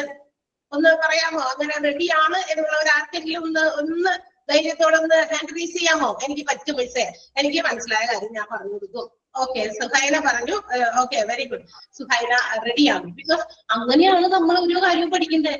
ഒറ്റയടിക്ക് നമുക്ക് എല്ലാവരും പഠിക്കുന്നത് പോലെ ചിലവർക്ക് ചിലപ്പോൾ പറ്റില്ല. 2-3 പ്രാവശ്യം ടീച്ചേഴ്സ്. പിന്നെ നമ്മളുടെ ഏറ്റവും പ്രധാനപ്പെട്ട കാര്യം, നമ്മൾക്ക് ആ കോഴ്സ് വിതിൻ ടൈം നമ്മൾ തീർത്തില്ലെങ്കിൽ അവിടെ എന്ത് സംഭവിക്കും? ലാസ്റ്റ് വരുമ്പോ എല്ലാം കൂടി ഓടിപ്പടഞ്ഞ് ലാസ്റ്റ് നിങ്ങൾക്ക് ഒരു ടൈം ഉണ്ട് നമുക്ക് ഇവിടെ, നമ്മളതൊക്കെ ഇവിടെ നോട്ട് ചെയ്ത് വെച്ചിട്ടുണ്ട്. ഈ ഒരു മന്തിലാണ് നിങ്ങളുടെ കോഴ്സ് കംപ്ലീറ്റ് ചെയ്യേണ്ടത് അല്ലെ? അപ്പൊ ആ ഒരു കാര്യങ്ങൾ അങ്ങനെ നമ്മൾ ചെയ്തു പോകും. ആ ടൈമിങ് നമുക്ക് അവിടെ വളരെ ഇമ്പോർട്ടന്റ് ആണ്. സോ ഓൾ ദീസ് തിങ്സ് ഇതെല്ലാം തന്നെ നമ്മൾ കൺസിഡർ ചെയ്തിട്ടാണ് ക്ലാസ്സുകൾ ഇവിടെ നടത്തുന്നത്. അപ്പൊ അങ്ങനെയുള്ള എന്തെങ്കിലുമൊക്കെ ഉണ്ടെങ്കിൽ നിങ്ങളൊന്ന് പരസ്പരം ഷെയർ ചെയ്യണം എന്നുകൂടി ഞാൻ പറയാണ്. ഓക്കെ, അത് കണ്ടല്ലോ, കുറെ പേരൊക്കെ അവിടെ ഡിസ്കസ് ചെയ്യുന്നുണ്ട്. സോ ഇതുപോലെയുള്ള ഡൗട്ട്സ് ഉണ്ടെങ്കിൽ അത് നിങ്ങൾ ചോദിക്കും. എന്നിട്ട് അവർക്കും കൂടി അത് ക്ലിയർ ചെയ്തില്ല എങ്കിൽ ദാറ്റ് മീൻസ് എന്താ അർത്ഥം? ഇപ്പൊ ആ ഒരു എനിക്ക് എന്നൊരു കാര്യത്തെ കുറിച്ച് ഡൗട്ട് ഉണ്ട്, ഞാൻ അതെന്റെ ഗ്രൂപ്പിലേക്ക് ഷെയർ ചെയ്തു. ഇതെന്താണ് ടീച്ചർ പറഞ്ഞത്, ഇതെന്താണ്, and I'm not sure, അല്ലെങ്കിൽ I'm not clear about that particular topic എന്ന് പറഞ്ഞ് നിങ്ങൾ ആ ഒരു കാര്യം അവിടെ ഷെയർ ചെയ്തു. അത് ആരെങ്കിലും റെസ്പോണ്ട് ചെയ്യും. ഇനി റെസ്പോണ്ട് ചെയ്യാതിരിക്കുന്ന ഒരു മൈൻഡ് ഉണ്ടെങ്കിൽ തീർച്ചയായിട്ടും ഞാൻ ഇപ്പൊ പറയാണ്, നിങ്ങൾ അതിനൊന്ന് റെസ്പോണ്ട് ചെയ്യണോട്ടോ. സുഹൈന ഇതിനെ ആദ്യം തന്നെ കൈപൊക്കിയിട്ടുണ്ട്. തീർച്ചയായിട്ടും ആര് പറഞ്ഞില്ലെങ്കിൽ സുഹൈന അത് പറഞ്ഞു തരുന്നതായിരിക്കും. ഓക്കെ, അപ്പൊ അത് പറഞ്ഞു തരും അല്ലെ? അപ്പൊ അത് പറഞ്ഞു കൊടുക്കണം. അങ്ങനെ പറഞ്ഞു കൊടുത്ത് അപ്പൊ പറഞ്ഞു കൊടുക്കുക. ഇനിയിപ്പൊ സുഹൈനയ്ക്ക് അതെന്താന്ന് ക്ലിയർ ആയിട്ടില്ല. അപ്പൊ ദാറ്റ് മീൻസ് അത് ആർക്കും തന്നെ ആ കുട്ടി ക്ലിയർ ആയിട്ടില്ല എന്ന് നമ്മൾ മനസ്സിലാക്കും. അപ്പൊ ആരുടെ കുഴപ്പം? അങ്ങനെയാണെങ്കിൽ ടീച്ചർ ഒന്നുകൂടി നമുക്കത് ചെയ്ത് തരേണ്ടി വരും. ഓക്കെ, അങ്ങനെയല്ലേ? ശരിയല്ലേ ഞാൻ പറഞ്ഞത്? ഡൗട്ട്സ് ഒക്കെ പരസ്പരം ക്ലിയർ ചെയ്യുന്നുണ്ട്. ഓക്കെ, അപ്പൊ ആ രീതിയിൽ നമ്മൾ എന്താ പറയാ ഡൗട്ട്സ് ഒക്കെ ക്ലിയർ ചെയ്യാനൊക്കെ ആ രീതിയിൽ നമുക്ക് വേണമെങ്കിൽ ടീച്ചർ ടീച്ചേഴ്സിനെ മാത്രം ഡിപ്പെൻഡ് ചെയ്ത് ടീച്ചേഴ്സ് 1, 2, 3 പ്രാവശ്യമൊക്കെ പറയുന്നുണ്ടായിരിക്കും അല്ലേ? ഒറ്റ പ്രാവശ്യം ഒരു ഒറ്റയടിക്ക് ബസ് വിടുന്നത് സ്റ്റാൻഡ് വിട്ടിട്ട് അടുത്ത സ്റ്റോപ്പിൽ പോയി സ്റ്റോപ്പ് ചെയ്യാണോ ചെയ്യണേ എന്ന് പറഞ്ഞാൽ നിങ്ങളൊന്ന് റെസ്പോണ്ട് ചെയ്ത് എനിക്കത് അറിയാനാണ്. അല്ല. ഓക്കെ, അപ്പൊ 2, 3 പ്രാവശ്യമൊക്കെ ടീച്ചേഴ്സും പറയുന്നുണ്ട്. ഓക്കെ, പിന്നെ നമ്മളിങ്ങനെ ഇടയ്ക്കിടയ്ക്ക് ഇതുപോലെ അങ്ങനെയൊക്കെ ഉണ്ടെങ്കിൽ നിങ്ങൾ അതുപോലെ ഷെയർ ചെയ്ത് പരസ്പരം മനസ്സിലാക്കുക. അതല്ല ആർക്കും തന്നെ അത് ക്ലിയർ ആയിട്ടില്ല എങ്കിൽ അതെന്ത് ചെയ്യാവുന്ന ടീച്ചറിനോട് തന്നെ, ടീച്ചറെ ഞാൻ ഇങ്ങനെയൊക്കെ ചോദിച്ചു, അപ്പൊ അതുകൊണ്ട് അവർക്കും കൂടി മനസ്സിലായില്ല, അപ്പൊ അതുകൊണ്ട് നമ്മള് എന്താ പറയാ ഒന്ന് എനിക്ക് മനസ്സിലാക്കി തന്നെ ഞങ്ങൾക്ക് എല്ലാവർക്കും ആ ഡൗട്ട് ഉണ്ട്, ഒന്ന് ഷെയർ ചെയ്തോ നിങ്ങൾ ടീച്ചർ വന്നിരിക്കുമ്പോ ഇന്ന ടോപ്പിക് അല്ലെങ്കിൽ ഇന്ന ഒരു പർട്ടിക്കുലർ പോയിന്റ് ഞങ്ങൾക്ക് ക്ലിയർ ആയില്ല, ടീച്ചർ ഒന്ന് മനസ്സിലാക്കിയാൽ ഒന്നുകൂടി പറയാമോ ഒന്ന് ചോദിക്കാം. ഓക്കെ, അപ്പൊ അത് കുറച്ചുകൂടി നല്ല രീതി ആയിരിക്കും എന്നാണ് എനിക്ക് തോന്നുന്നത്. ഞാൻ അത് ഒന്ന് പറയാൻ വേണ്ടി എല്ലാ ക്ലാസ്സുകളിലും ഒക്കെ ടീച്ചേഴ്സിനോട് ചിലവര് അത് ഒരു എന്താ പറയാ ചിലപ്പോൾ ശ്രദ്ധിക്കാത്തതാകാം, റേഞ്ചിന്റെ പ്രോബ്ലം ആയിരിക്കാം, അങ്ങനെയുള്ള കാരണം കൊണ്ട് എവിടെയെങ്കിലൊക്കെ ചിലപ്പോൾ അത് ഓഫ് ചെയ്ത് വെച്ചിട്ട് അങ്ങോട്ടും ഇങ്ങോട്ടൊക്കെ നീങ്ങിട്ട് വന്നു കഴിഞ്ഞിട്ട് ആ പറഞ്ഞത് മനസ്സിലായില്ല എന്ന് പറയും അല്ലെ? അങ്ങനെയൊക്കെ ഉണ്ട്. അപ്പൊ എല്ലാ ക്ലാസ്സുകളിലും ഒക്കെ ഉണ്ടാവുമായിരിക്കും. ജസ്റ്റ് ഞാൻ അങ്ങനെയുള്ള കുറച്ച് ഇൻഫോർമേഷൻസ് കൂടി നിങ്ങൾക്ക് തരിക എന്നുള്ള ഉദ്ദേശത്തിലാണ് കയറിയത്. പോരാത്തതിന് നിങ്ങളൊക്കെ ഒന്ന് കാണുക, ഒന്ന് കേൾക്കുക അല്ലെ? എല്ലാവരും കൂടി ഉണ്ട്. അപ്പൊ നിങ്ങൾക്ക് അങ്ങനെ എന്തെങ്കിലും പ്രശ്നങ്ങളൊക്കെ ഉണ്ടോ എന്ന് കൂടി അറിയാൻ കൂടി വേണ്ടിയിട്ട് പറഞ്ഞത്. ഞാൻ എന്റെ ഒരു ഭാഗത്ത് നിന്ന് കണ്ട അല്ലെങ്കിൽ മറ്റു ക്ലാസ്സുകളിലും നമ്മൾ എക്സാമിൻ ചെയ്തപ്പോൾ നമുക്ക് കണ്ട ഒരു കാര്യമാണ് ഇവിടെ ഷെയർ ചെയ്തത്. അത് എല്ലാ ക്ലാസ്സുകളിലും നമ്മൾ പറയുന്നതായിരിക്കും. അപ്പൊ നിങ്ങളോടും അത് പറഞ്ഞത് മാത്രം. അപ്പൊ നിങ്ങൾക്കത് അക്സെപ്റ്റ് ചെയ്യാമോ ഞാൻ പറഞ്ഞ കാര്യം? ഞാൻ പറഞ്ഞത് വല്ല എന്തെങ്കിലും തെറ്റാണോ അല്ലെങ്കിൽ നിങ്ങൾക്കത് അക്സെപ്റ്റബിൾ ആയി തോന്നുന്നുണ്ടോ? മിസ് ഒരു കാര്യം എന്നാന്ന് വെച്ചാൽ ഞങ്ങൾക്ക് ഈ സോളി മിസ് പഠിപ്പിക്കുന്നതേ ഇച്ചിരി ക്ലിയർ ആകാൻ ഒരു ഇതുണ്ട്. അത് എല്ലാവർക്കും ഉള്ള അഭിപ്രായമാണോ? അതെ, മിക്കവർക്കും ഉണ്ട്. കാര്യം എന്ന് വെച്ചാല് മറ്റേ മിസ്സൊക്കെ പഠിപ്പിക്കുന്നത് ഞങ്ങൾക്ക് അങ്ങോട്ട് മനസ്സിലാകുന്നുണ്ട്. ഞങ്ങൾക്ക് ഇപ്പൊ എന്തെങ്കിലും അങ്ങോട്ട് ഡൗട്ട് ഉണ്ടെങ്കിൽ ഞങ്ങളുടെ ഗ്രൂപ്പിൽ അത് ചോദിക്കുന്നു, അല്ലെങ്കിൽ പേഴ്സണലായിട്ട് മെസ്സേജ് അയച്ച് ചോദിച്ച് ഞങ്ങൾ അതിനെല്ലാം ഡൗട്ട് അങ്ങോട്ട് ക്ലിയർ ചെയ്യാറുണ്ട്. പക്ഷെ സോളി മിസ് പഠിപ്പിക്കുന്നത് ഞങ്ങൾക്ക് അങ്ങോട്ട് മനസ്സിലാകുന്നില്ല. പഠിപ്പിക്കുന്നുണ്ട്, പക്ഷെ നല്ല നന്നായിട്ട് ശ്രമിക്കുന്നുണ്ട്, പക്ഷെ അതെന്തോ ഞങ്ങൾക്ക് ക്യാച്ച് ചെയ്യാൻ പറ്റുന്നില്ല. ഒന്നുകൂടി പറയോ? ആ പറഞ്ഞ സെന്റൻസ് ഒന്നുകൂടി പറയോ? എനിക്ക് കിട്ടിയില്ല. മിസ് നല്ല എഫേർട്ട് എടുക്കുന്നുണ്ട്, അത് ഞങ്ങൾ പറയുന്നുണ്ട്. പക്ഷെങ്കില് മറ്റുള്ള മിസ്സുമാരെ വെച്ച് നോക്കുമ്പോൾ നമുക്ക് മറ്റുള്ള മിസ്സുമാർ പറയുന്നത് നമ്മൾ വായിച്ചു നോക്കിയില്ലെങ്കിലും നമ്മളെ മനസ്സിൽ നിൽക്കുന്നുണ്ട്. ബട്ട് ഈ സോളി മിസ് പറയുന്ന കാര്യങ്ങൾ നമ്മളെ മനസ്സിൽ നിൽക്കുന്നില്ല.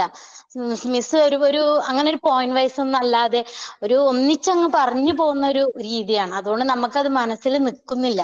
അങ്ങനെ ഒരു പ്രശ്നമാണ് ഞങ്ങൾക്കുള്ളത്. കുറച്ചുകൂടെ സിമ്പിൾ ആയിട്ട് മിസ് അത് പറഞ്ഞു തരുന്നില്ല. മിസ് ആ പാഠത്തിലുള്ള കാര്യങ്ങൾ അങ്ങനെ അങ്ങ് പറയാ, നമ്മളുടെയൊക്കെ എത്തിക്കാൻ മിസ് ഒരു ലൈറ്റ് ആയിട്ട് പറയാൻ മിസ് ശ്രമിക്കുന്നില്ല. മിസ് ചെയ്യുന്ന എന്താന്ന് വെച്ചാൽ ഫുൾ ആദ്യം ഒന്ന് ക്രോഡീകരിച്ച് എല്ലാം കൂടെ ഒന്ന് ചേർത്ത് പറയും, ഇന്ന രാത്രി ഇന്നതൊക്കെയാണെന്ന് പറഞ്ഞിട്ട് പിന്നെ ആ സെന്റൻസ് വൈസ് വായിക്കുന്നു. എന്നിട്ട് അതിനകത്ത് പിന്നെ ആ ആദ്യം തുടങ്ങിയത് തന്നെ പിന്നെ വരുവാ ചെയ്യുന്നത്. ഞങ്ങൾക്ക് അങ്ങോട്ടത് ക്യാച്ച് ചെയ്യാൻ പറ്റുന്നില്ല.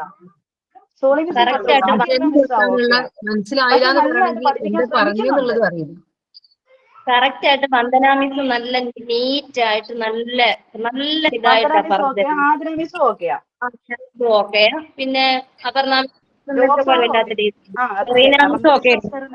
ക്ലാസ് അടിപൊളിയായിരുന്നു, നല്ല ഇതായിരുന്നു. പക്ഷെ അത് കഴിഞ്ഞ് സോൾവ് വന്നപ്പോ ഞങ്ങൾക്കൊരു ക്യാച്ച് ചെയ്യാൻ വലിയ പാടുണ്ട്. അതാണ് പാടാന്ന് പറഞ്ഞെങ്കിലും ഞങ്ങൾക്ക് മറ്റേ മിസ്സുമാർ പഠിപ്പിക്കുമ്പോൾ ഞങ്ങൾക്ക് അത് ക്യാച്ച് ചെയ്യാൻ പറ്റുന്നുണ്ട്. കുഴപ്പമില്ല, ഞങ്ങൾ എങ്ങനെയാണെങ്കിലും പഠിക്കാൻ ശ്രമിക്കും. പക്ഷെ ഇത് സോളി മിസ്സിന്റെ മാത്രം അങ്ങോട്ട് ക്ലിയർ ആകുന്നില്ല. എന്താന്ന് ചോദിക്കട്ടെ, അതെന്താണ്, ഏത് രീതിയിലാണ് ടീച്ചർ ക്ലാസ് എടുക്കുന്നതെന്ന് ഞാൻ കൂടി ഒന്ന്. ടീച്ചർ ശ്രമിക്കുന്നുണ്ട്, പക്ഷെ ഞങ്ങൾക്കത് എന്ത് പറയാ, ഞങ്ങൾക്ക് ക്യാച്ച് ചെയ്യാൻ പറ്റുന്നില്ല. അതാണ് സംഭവം. ടീച്ചർ 1-2 പ്രാവശ്യമൊക്കെ പറയുന്നുണ്ട്. അതിന്റെ എങ്ങനെ മിസ്സിന്റെ ക്ലാസ് നല്ല ക്ലാസ് ആയിരുന്നു, നമുക്ക് വേഗം ക്യാച്ച് ചെയ്യാൻ പറ്റിയിരുന്നു. പക്ഷെ സോളി മിസ്സിന്റെ ക്ലാസ് നമുക്ക് ആ എടുത്ത ലെസൺ ഒന്നും അവിടെ എത്തിയിട്ടില്ല. അപ്പൊ ഇനി എക്സാം വരുമ്പോ എന്താവുക എന്നുള്ള ടെൻഷൻ ഉണ്ട്.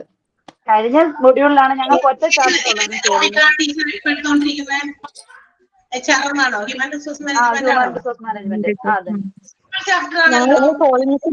ബുള്ളിങ് അല്ല, പക്ഷെ ഞങ്ങൾക്ക് ഈ ഒരു മൊഡ്യൂളിൽ മിസ്സിനെ മാറ്റി തന്നാല് ഭയങ്കര ഉപകാരമായിരുന്നു. ഷെറീന മിസ് ഇല്ലേ ടീച്ചറെ?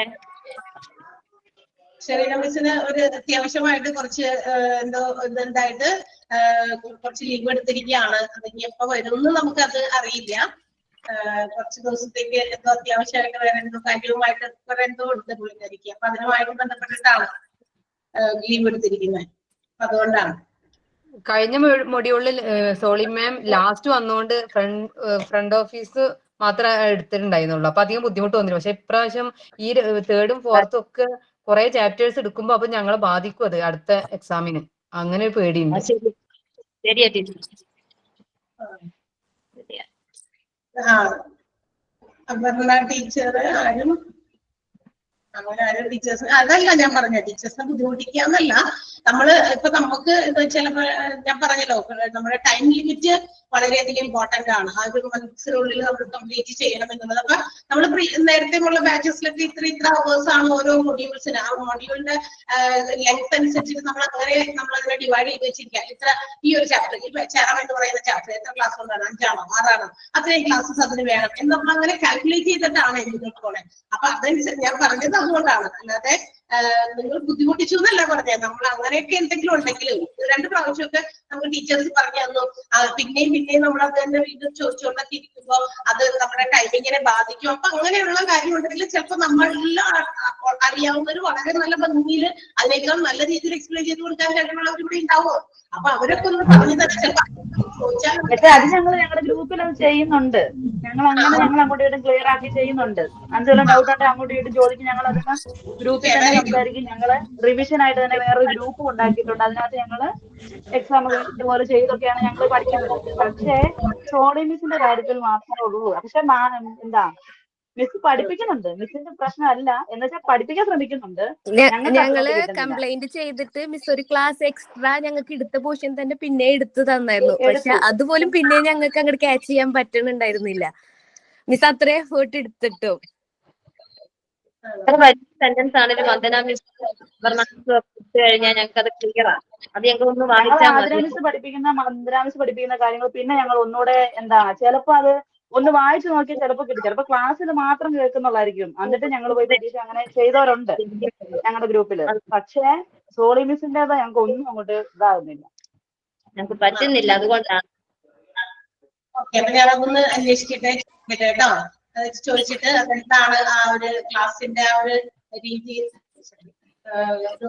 കംപ്ലൈന്റ് പറഞ്ഞിട്ട് അങ്ങനെ ബുദ്ധിമുട്ട് ടീച്ചർക്ക് തോന്നുമെന്ന് അറിയില്ല. അത് ഞങ്ങൾ പറഞ്ഞെന്താ വെച്ചാൽ അടുത്ത മൊഡ്യൂളിന്റെ അവസ്ഥ എന്താവുന്നുള്ള, അടുത്ത എക്സാമിന്റെ അവസ്ഥ എന്താവുന്നുള്ള ടെൻഷനോട് പറഞ്ഞതാണ്. ഞാൻ നിങ്ങൾ പറഞ്ഞതായിട്ട് പറയില്ല, എന്റെ സ്വന്തം അഭിപ്രായത്തിൽ ഞാൻ ചോദിച്ചാൽ കുഴപ്പമില്ല. അപ്പൊ ഓരോരുത്തരും ടീച്ചേഴ്സ് എടുക്കുന്ന രീതി അത് ശരിയാണ്. നിങ്ങൾ പറഞ്ഞപ്പോ ടീച്ചർ അപ്പൊ അങ്ങനെ പറയുമ്പോൾ ഒരു ബുദ്ധിമുട്ട്, അത് ഞാൻ അതിൻ്റെതായ രീതിയിൽ ഒരു നാക്ക് അനുസരിച്ച് ചോദിച്ചോളാം. അത് നിങ്ങൾ പറഞ്ഞതായിട്ടോ അല്ലെങ്കിൽ അങ്ങനെ ഒന്നും നമ്മൾ ഇതാക്കില്ല. എനിക്ക് അങ്ങനെ പറയാനും അറിയില്ല. വേറെ ഒരു കാര്യം, ആ രീതിയിൽ എനിക്ക് എല്ലാവരെയും അങ്ങനെ നിർത്തി പോകാൻ തന്നെയാണ് ഇഷ്ടം. നമുക്ക് എല്ലാവരുടെയും കാര്യങ്ങൾ പക്ഷങ്ങൾ കേൾക്കണമല്ലോ. എന്താണ്, ഏത് രീതിയിലാണ് ടീച്ചേഴ്സിന് ചിലപ്പോ എന്തെങ്കിലും ചിലപ്പോ കറക്റ്റ് ചെയ്ത് കഴിഞ്ഞാൽ പറ്റുമോ എന്നുള്ള രീതിയിലൊക്കെ ഒന്ന് അറിയാലോ. അപ്പൊ എന്താണ് ഞാൻ ഞങ്ങൾ മിസ്സിന് ബുദ്ധിമുട്ടാകില്ലെന്ന് കരുതി മാത്രമാണ് ഞങ്ങൾ ഇത്രയും നമ്മളിങ്ങനെ അത് ഞങ്ങൾ ഞങ്ങൾക്ക് പറ്റും എന്നുള്ള ഒരു ഇത് നിന്നത്. പക്ഷെ പറ്റുന്നില്ല. അതുകൊണ്ടാണ് ഞങ്ങളത് പറഞ്ഞു. പിന്നെ നിഷാമേരെ ഇപ്പൊ വന്നല്ലോ, അന്നേരം ഞങ്ങൾ പറഞ്ഞു. ഓക്കെ, നമ്മള് അത് മുഖവിലേക്ക് എടുത്തിട്ടുണ്ട്. നിങ്ങൾ പറഞ്ഞ കാര്യം ഞങ്ങൾ എന്ത് ചെയ്യുന്നു, ഞാൻ ചോദിക്കട്ടെ ടീച്ചർ ഏത് രീതിയിലാണ് ക്ലാസ് എടുക്കുന്നത്. അപ്പൊ അതിനെ എന്തെങ്കിലും നമുക്ക് കറക്റ്റ് ചെയ്ത് കൊടുക്കാൻ പറ്റുന്നതാണെങ്കിൽ ഞാൻ I will try my best. അപ്പൊ ഞാനത് കറക്റ്റ് ചെയ്യാനായിട്ട് ശ്രമിക്കാം. ഓക്കെ, അപ്പൊ നിങ്ങൾക്ക് ഈ ഒരു പ്രശ്നം നിങ്ങളുടെ മുമ്പിലുണ്ടായിരുന്നു. നിങ്ങൾക്ക് എന്നോട് പറയാനുണ്ടായിരുന്നു. അത് മാത്രമേ ഉള്ളൂ. ബാക്കി എല്ലാ രീതിയിലും ഓക്കെയാണോ? നിങ്ങൾ ഹാപ്പിയാണോ? ആ ഒരു കാര്യം മാത്രമേ ഉള്ളൂ. ഓക്കെ, അപ്പൊ നിങ്ങൾ ഇടയ്ക്കിടയ്ക്ക് കാണാനൊക്കെ വരും കേട്ടോ. കോഴ്സ് കംപ്ലീറ്റ് ചെയ്യുന്നവരെ. അല്ലെങ്കിൽ നിങ്ങൾ എന്നെ മറന്നു. ഇവിടെ ലാസ്റ്റ് കോൺവെക്കേഷൻ പഠിക്കാൻ വരുമ്പോൾ എവിടെ കണ്ടിട്ടില്ലല്ലോ എന്നൊക്കെ ചോദിക്കും. അപ്പൊ എനിക്ക് ഭയങ്കര വിഷമോ. അതുകൊണ്ടാണ് ആദ്യമായിട്ട് കണ്ടത് നമ്മൾ. അത് കഴിഞ്ഞിട്ട് നിങ്ങൾ ബാക്കി ടീച്ചേഴ്സ് എല്ലാവരെയും കാണുന്നത്. എല്ലാ ക്ലാസ്സുകാരും അങ്ങനെ തന്നെ. പിന്നെ എല്ലാ ക്ലാസ്സിലും നമുക്ക് ഇത്രയും ബാച്ചസിൽ കയറി ക്ലാസ് എടുക്കാനുള്ള സമയം വരുത്തിയിട്ടുണ്ടല്ലോ. അപ്പൊ ആദ്യമുള്ള ക്ലാസ്സുകളിലൊക്കെയാണ് നമ്മൾ ഓൾറെഡി എൻഗേജ് ആണ്. പിന്നെ പി വന്നിട്ടുണ്ട്. ഇടയ്ക്ക് ഇങ്ങനെ പറഞ്ഞെങ്കിലേ ഞങ്ങൾക്ക് എന്തെങ്കിലും കാര്യം പറയാൻ പറ്റത്തുള്ളൂ. അതെ. അപ്പൊ ഞാൻ ഇടയ്ക്ക് വന്നോളാം. അപ്പൊ നിങ്ങളത് ഞാനിപ്പോ ശ്രദ്ധിക്കാം എന്താണെന്ന് ചോദിക്കട്ടെ. എക്സാം എപ്പോഴത്തേക്കായിരിക്കും മിസ്സേ? അടുത്ത എക്സാം നിങ്ങൾക്കിപ്പോ ഈ 3rd and 4th മൊഡ്യൂൾ തീരാറായോ? ഇല്ല, എത്ര ചാപ്റ്റേഴ്സ്? തേർഡ് മൊഡ്യൂൾ സ്റ്റാർട്ട് ചെയ്തിട്ടുള്ളൂ, 4th ഉണ്ട്. 2 ചാപ്റ്റർ തീർന്നിട്ടുള്ളൂ 3rd മൊഡ്യൂളിന്റെ. ഞാൻ ടീച്ചേഴ്സിനോട് പറഞ്ഞിട്ട് അറിയിക്കാം. അവിടെ ഡേറ്റ് ഒക്കെ നമ്മൾ എഴുതി വെച്ചിട്ടുണ്ട്. അപ്പൊ ആ ഒരു മന്തിലായിരിക്കും അത് ഞാൻ ചോദിച്ചു അല്ല പറഞ്ഞിട്ട് നിങ്ങൾ ആരെങ്കിലും ടീച്ചേഴ്സ് വഴിയായിട്ട് നിങ്ങളിലേക്ക് അറിയിക്കാം കേട്ടോ. അപ്പൊ ഓക്കെ, അപ്പൊ നിങ്ങളെ കാണാൻ ഇതുപോലെ ഇടയ്ക്ക് വരാനും ഒക്കെ പറ്റി അത് കാണാൻ നിർബന്ധിച്ച് കയറിയതാട്ടോ. നിങ്ങളെ അന്വേഷിക്കാനുള്ളതുകൊണ്ട് ഞാൻ അന്വേഷിച്ചു വന്നതാ. Okay, so all the best. അപ്പൊ അതുപോലെ തന്നെ ക്ലാസ്സുകളൊക്കെ മുന്നോട്ട് ബാക്കി പോട്ടെ. ടീച്ചറിന്റെ കാര്യം നമുക്കൊന്ന് ചോദിക്കാം, ഒന്നുകൂടി അന്വേഷിക്കാം, എന്താണ് ടീച്ചർക്ക് ഉള്ള പ്രോബ്ലം മനസ്സിലാക്കാം. അതെല്ലാം കാര്യം ഇതിപ്പോ എന്റെ മുഖം നിങ്ങൾ ഇടയ്ക്ക് കണ്ടില്ലെങ്കിൽ നിങ്ങൾ തന്നെ മറന്നു. അതുകൊണ്ട് അദ്ദേഹത്തെ എന്റെ പേര് മറന്ന ആൾക്കാരൊക്കെ ഉണ്ട്. ആദ്യമായിട്ട് കണ്ട എന്റെ നിങ്ങൾ മറന്നു പോയിട്ട് ബാക്കി ടീച്ചേഴ്സിനെ കണ്ടപ്പോ അവരേക്ക് മാത്രം ഉറപ്പുകളൊന്നും പറയരുതല്ലോ.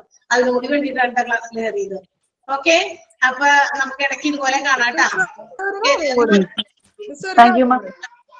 പറയാനുണ്ട്, എനിക്കും ഒരു കാര്യം പറയാനുണ്ട്. ഫസ്റ്റ് പറഞ്ഞു മിസ് +2 കഴിഞ്ഞവർക്ക് PG ചെയ്യാന്നുള്ള ഒരു ഇത് വന്നല്ലോ, അങ്ങനെ ഒരു ചർച്ചയിൽ വെച്ചിട്ടുണ്ടെന്ന് പറയുണ്ടായിരുന്നു. +2 കഴിഞ്ഞവർക്ക് PG ചെയ്യാന്നുള്ളതേ അങ്ങനെ ഒരു പ്രാവശ്യം പറയായിരുന്നു. അങ്ങനെ ഒരു നോക്കണുണ്ട്, തീരുമാനമായ പറയാന്ന് പറഞ്ഞു. അതിനെ പറ്റി ഒന്നും പറയണം.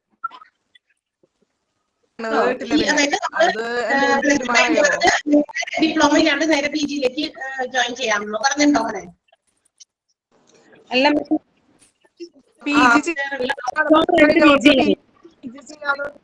ഡിപ്ലോമ ചെയ്യാന്നുള്ള കാര്യം. ഡിപ്ലോമ കഴിഞ്ഞിട്ട് PG ചെയ്യാം തീർച്ചയായിട്ടും. ക്വാളിഫിക്കേഷനിൽ വഴിയോ? നമ്മളിതിന്റെ ഡിപ്ലോമ എല്ലാം ചെയ്തോണ്ടിരിക്കണേ. +2 കഴിഞ്ഞവർ +2 PG ചെയ്യാൻ പറ്റുമോ ഡിപ്ലോമ കഴിഞ്ഞിട്ട്? HAD അല്ലേ, ഹോസ്പിറ്റൽ അഡ്മിനിസ്ട്രേഷന്റെ PG ചെയ്യുന്നവരുണ്ടല്ലോ ഇപ്പൊ ഇവിടെ. ഡിഗ്രി ചെയ്തവർക്ക് മാത്രമേ, ഡിഗ്രി കഴിഞ്ഞവർക്ക് മാത്രമാണോ PG പറ്റുക, അതോ +2 കഴിഞ്ഞവർക്ക് ഡിപ്ലോമ മാത്രമേ പറ്റുള്ളൂ എന്നുള്ളതാണ് സംശയം. ഞാനൊന്ന് ചോദിച്ചു, ഞാൻ എന്തെങ്കിലും അതൊരു ഡിസ്കഷനാണ് വരും. അതിനുശേഷം പറഞ്ഞിട്ട് ഞാനിവിടെ ടീച്ചേഴ്സ് വഴിയായിട്ട് തന്നെ നിങ്ങളെ അറിയിക്കാം കേട്ടോ. ടീച്ചറോട് പറഞ്ഞിട്ട് ഏതെങ്കിലും ടീച്ചറോട് പറഞ്ഞിട്ട് ടീച്ചറോടൊന്ന് പറഞ്ഞേക്കാൻ പറയാം ക്ലാസ്സിൽ. ഓക്കെ, ഞാനും ഒരു കാര്യം പറയട്ടെ. ഇവിടെ നമ്മളുടെ എന്താ പറയാ കുറെ പേരൊക്കെ ഫീസ് അടച്ചിട്ടുണ്ട്. ചില കുട്ടികളൊക്കെ ഫീസ് അടച്ചിട്ടില്ല എന്ന് എന്നോട് സാർ ഒന്ന് പറഞ്ഞേക്കാൻ പറഞ്ഞു, ഒന്ന് സൂചിപ്പിച്ചേക്കാൻ പറഞ്ഞു. മന്ത്ലി നമ്മൾ അടയ്ക്കുന്ന ഫീസ് ആണെങ്കിൽ അത് മന്ത്ലി തന്നെ ഒന്ന് സെറ്റ് ചെയ്യാനോ അല്ലെങ്കിൽ നിങ്ങൾ അത് പേ ചെയ്യാനോ ഒന്ന് ശ്രമിക്കാൻ പറഞ്ഞത്. കാരണം മന്ത്ലി ആണ് നമുക്ക് പേയ്മെന്റുകൾക്ക് ആവശ്യം. നിങ്ങൾ തരികയെന്നല്ല, നമുക്ക് അങ്ങനെ ഒരു എന്താ പറയാ ട്രസ്റ്റ് കുറവൊന്നുമില്ല. പക്ഷെ എങ്കിലും ഇവിടെ നമുക്കറിയാം ഇവിടെ ഒരുപാട് സ്റ്റാഫ് ഒക്കെ ഉണ്ട്. അപ്പൊ അതിന്റെ പേരില് അതും ഒരു കളക്ഷൻ ആണല്ലോ അല്ലെ, ആ ഒരു ഇൻകം കൂടിയൊക്കെ ആണ്. അപ്പൊ അതുകൊണ്ട് അങ്ങനെ ആരെങ്കിലും ഒക്കെ പെൻഡിങ് മന്ത്ലി എന്താ പറയാ പെൻഡിങ് ഉണ്ട്, അരിയർ വ്യക്തിയൊക്കെ ഉള്ളവരുണ്ടെങ്കിൽ ഒന്ന് ശ്രദ്ധിക്കാനായിട്ട് പറയാനായിട്ട് സാർ പറഞ്ഞിട്ടുണ്ടായിരുന്നു കേട്ടോ. അപ്പൊ അതുകൂടി ഒന്ന് പുറകിൽ വെച്ചിട്ട് ഓക്കെ. അല്ല, ചിലവരുണ്ട്, ചിലവർ അടയ്ക്കാത്തവരുണ്ട്. മന്ത്ലി കറക്റ്റ് ആയിട്ട് മന്ത്ലി അടയ്ക്കുന്നവർ അങ്ങനെയാണല്ലോ അടയ്ക്കാൻ പറഞ്ഞിരിക്കുന്നത്. ഐ തിങ്ക് അങ്ങനെയാണ് പറഞ്ഞേക്കണേ. അപ്പൊ അതില് പെൻഡിങ് അരിയർ വരുത്തിയിരിക്കുന്നവരുണ്ടെങ്കിൽ അതൊന്ന് ശ്രദ്ധിച്ചേക്കാം. അപ്പൊ അതുപോലെ ബാക്കിയുള്ള കാര്യങ്ങളൊക്കെ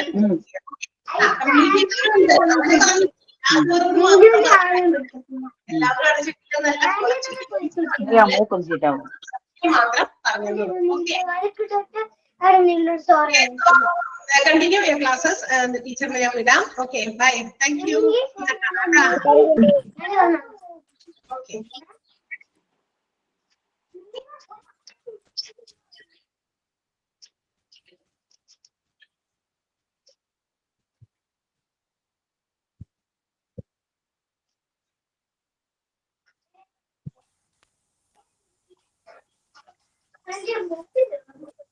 തീർന്നു, അടുത്ത വന്നോളൂ. മൂവി തീർന്നില്ല, അത് ഫുൾ മൂവി വെച്ചില്ല anti.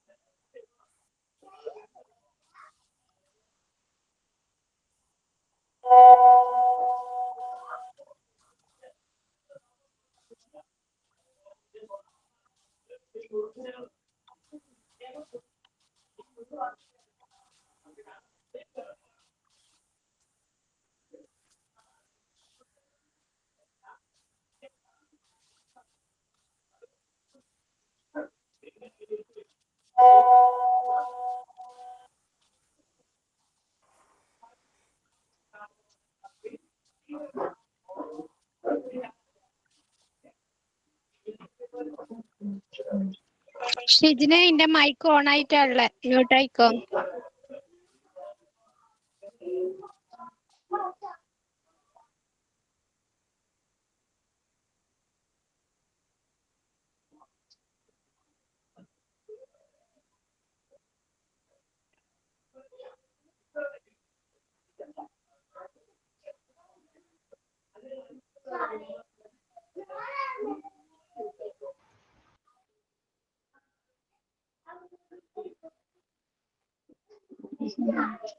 Good afternoon, all. Good afternoon, ma'am. നമ്മുടെ സമയം കുറച്ച് ഇപ്പൊ പോയി. എന്തായാലും ഇത്തിരി സ്പീഡിൽ പോകേണ്ട ചാപ്റ്റേഴ്സ് ആണ്. അപ്പൊ നമുക്ക് സ്റ്റാർട്ട് ചെയ്യാലോ. Human resource management.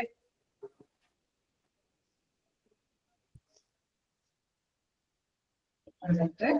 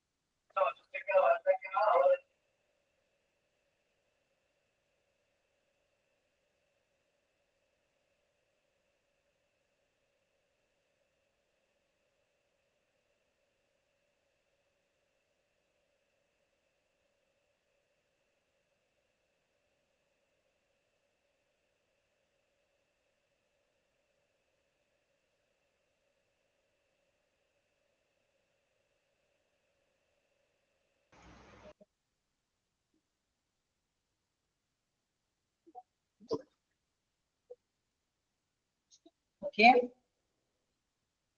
വിസിബിൾ ആണല്ലോ അല്ലേ?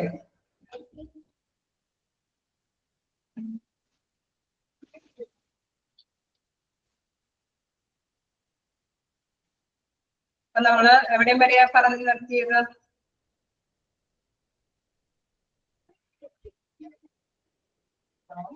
നമ്മൾ എവിടെയും വരെയാ പറഞ്ഞു നിർത്തിയത്?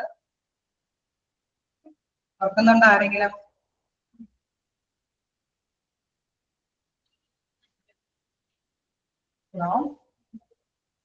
പ്രിൻസിപ്പൽസ്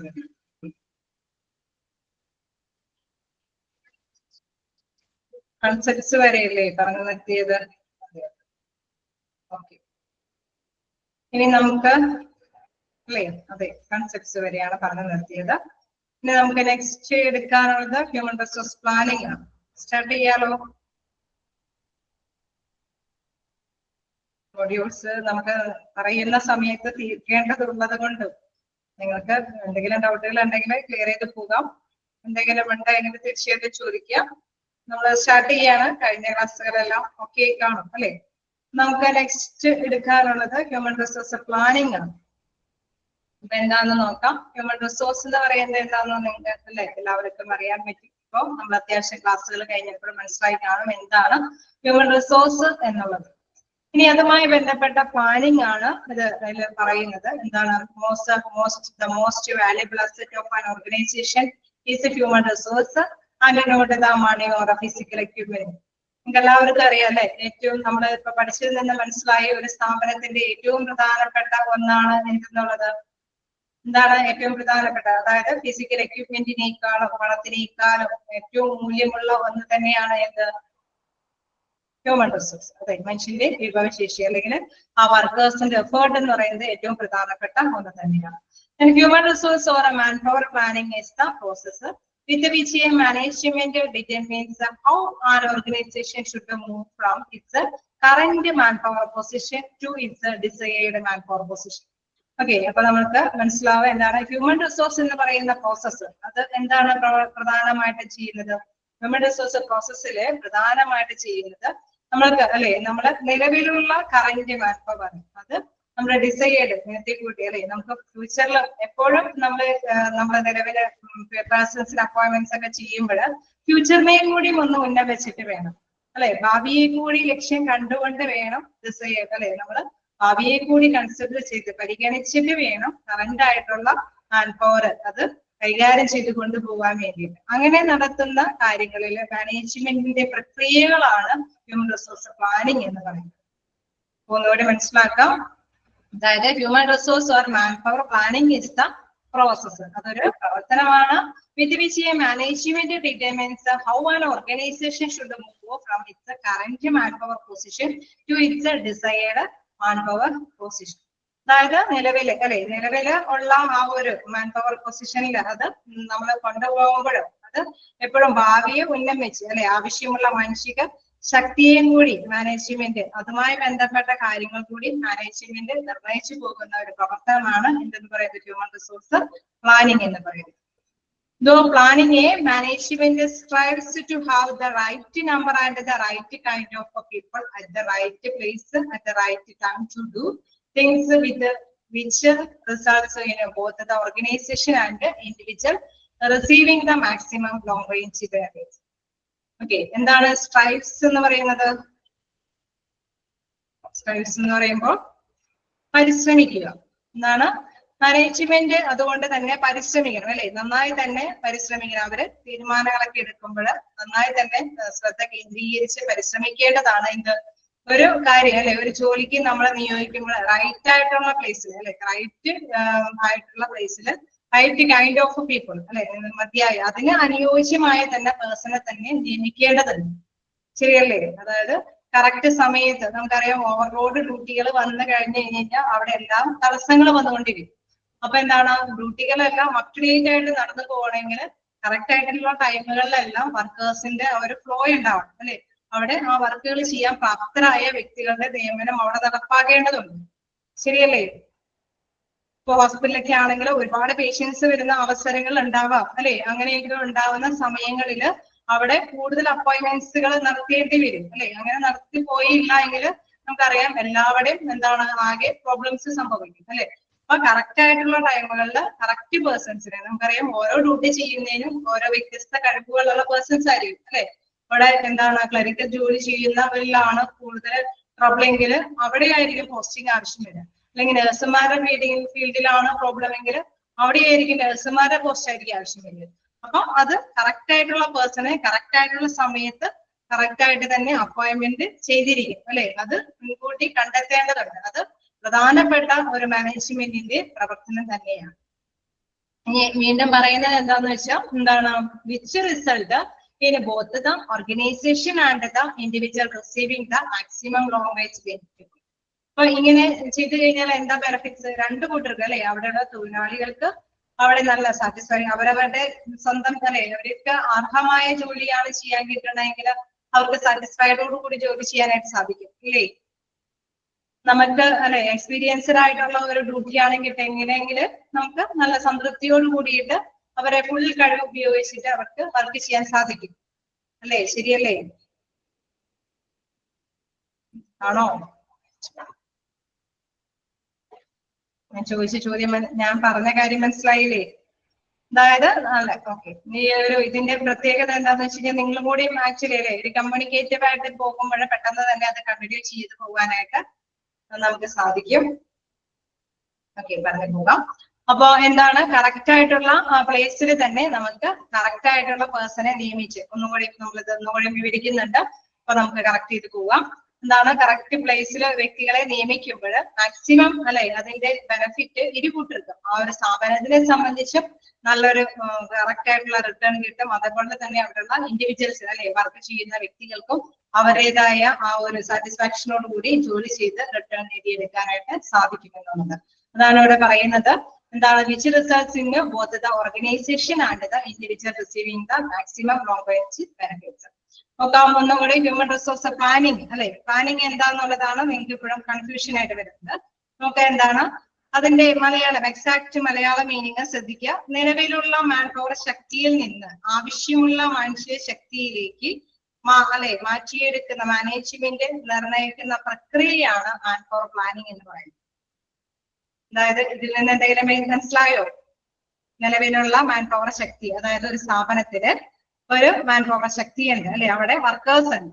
ആ വർക്കേഴ്സ് അവരവരുടെ വർക്കുകൾ ചെയ്യുന്നുണ്ട് അല്ലെ. അത് ശരിക്കും പറഞ്ഞു കഴിഞ്ഞാൽ ഭാവിയെ കൂടി മുന്നിൽ കണ്ടുകൊണ്ട് എന്നാണ് നിലവിലുള്ള മാൻ പവർ ശക്തിയിൽ നിന്ന് ആവശ്യമുള്ള മാനുഷിക ശക്തിയിലേക്ക് അല്ലെ മറഞ്ഞിരിക്കുന്ന ആ കാര്യങ്ങളെല്ലാം മാനേജ്മെന്റ് നിർണ്ണയിക്കുന്ന പ്രക്രിയയാണ് മാൻ പവർ പ്ലാനിങ് എന്ന് പറയുന്നത്. ഓക്കെ, അപ്പൊ ഇതിൽ എന്താണ് പ്രധാനമായിട്ടും വരുന്നത് മനുഷ്യന്റെ ആ വിഭവശേഷി. അത് നമ്മള് സാധാരണയായിട്ട് ഒരു മാനേജ്മെന്റിനെ സംബന്ധിച്ച് അപ്പോയിന്റ്മെന്റ്സും കാര്യങ്ങളൊക്കെ ചെയ്യുമ്പോൾ തീർച്ചയായിട്ടും ഭാവിയെയും കൂടി മുന്നേ വെച്ചിട്ട് വേണം തീരുമാനങ്ങൾ അപ്പോയിന്റ്മെന്റ്സും കാര്യങ്ങളൊക്കെ നടത്താൻ വേണ്ടിയിട്ട്. അതുമായി ബന്ധപ്പെട്ട് അദ്ദേഹത്തിന് അല്ലെ നന്നായി തന്നെ മാനേജ്മെന്റിന് നന്നായി തന്നെ ശ്രമങ്ങൾ നടത്തേണ്ടതുണ്ട്. ശ്രദ്ധ കേന്ദ്രീകരിച്ച് കറക്റ്റ് ആയിട്ടുള്ള പ്ലേസിൽ കറക്റ്റ് ആയിട്ടുള്ള ജീവനക്കാരെ തന്നെ കറക്റ്റ് സമയത്ത് അവർ നിയമിച്ചു കൊണ്ടുപോകണം. ഇത്തരം പ്രവർത്തനങ്ങളൊക്കെയാണ് എന്തിലെ ഹ്യൂമൻ റിസോഴ്സ് പ്ലാനിങ്ങിൽ വരുന്നത്. ഓക്കെ, ക്ലിയർ ആയോ?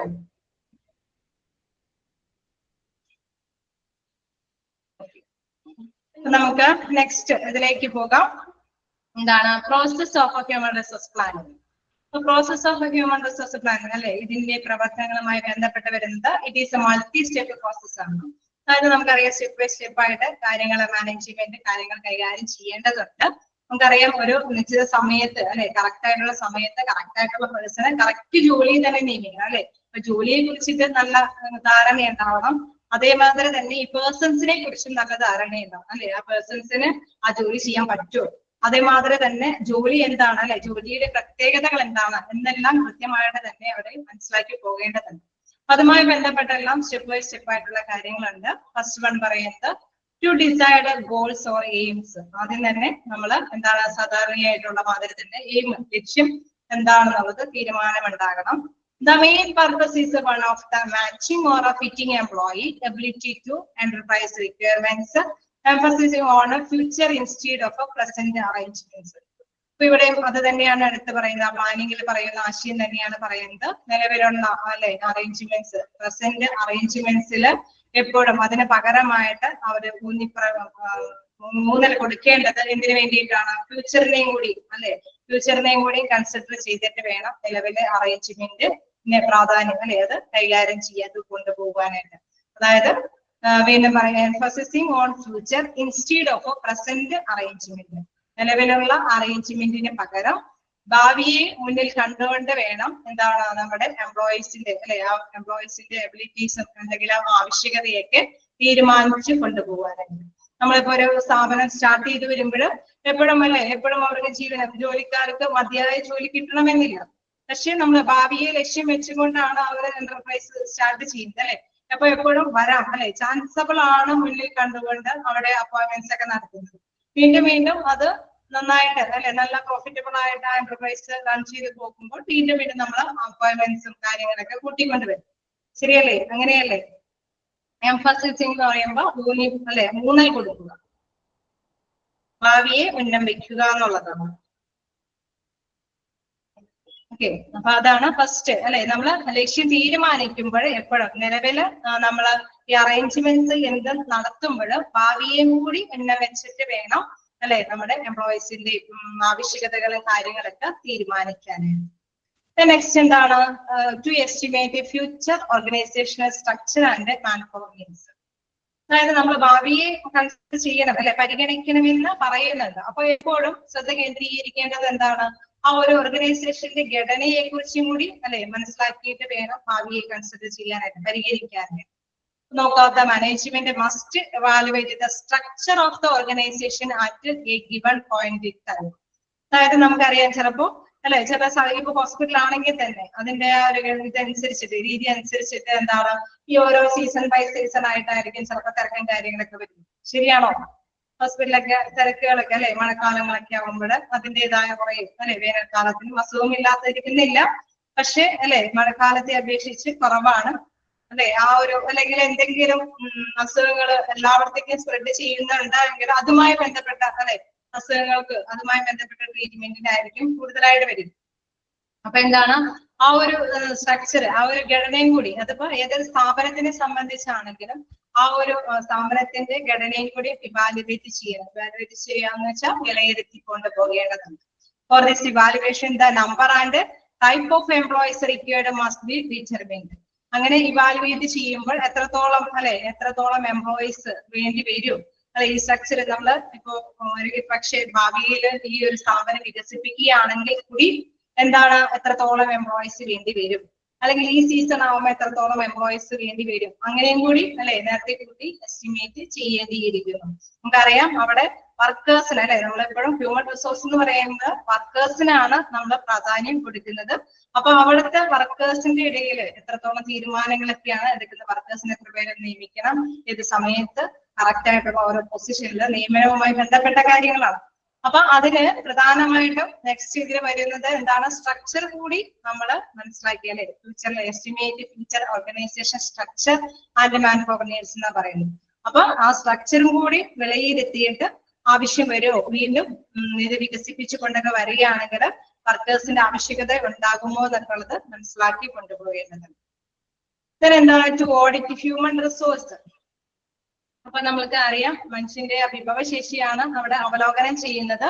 Once the future human resource needs are estimated, the next step is to decide the present supply of man power resource.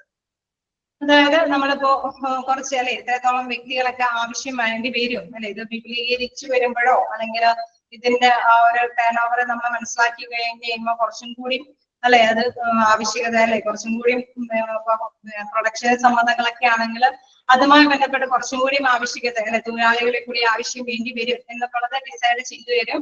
അപ്പൊ അങ്ങനെ എന്താണ് അങ്ങനെ വരുമ്പോൾ നെക്സ്റ്റ് സ്റ്റെപ്പ് എന്ന് പറയുമ്പോൾ ഈ ഇതില് മാൻ പവർ റിസോഴ്സസ് പ്രസന്റ് നിലവിലുള്ള സപ്ലൈ അത് വിലയിരുത്തുകയാണ്. നിലവിലുള്ള ജീവനക്കാരെയാണ് ആദ്യം വിലയിരുത്തുക. This is done through what is called skill inventory. ആ ഒരു ആവശ്യം നിലനിർത്തുന്നത് അല്ലെ നിറവേറ്റി പോകുന്നത് സ്കിൽ ഇൻവെന്ററി കൂടിയാണ്. സ്കിൽ ഇൻവെന്ററി എന്താണെന്നുള്ളത് താഴെ പറയുന്നുണ്ട്.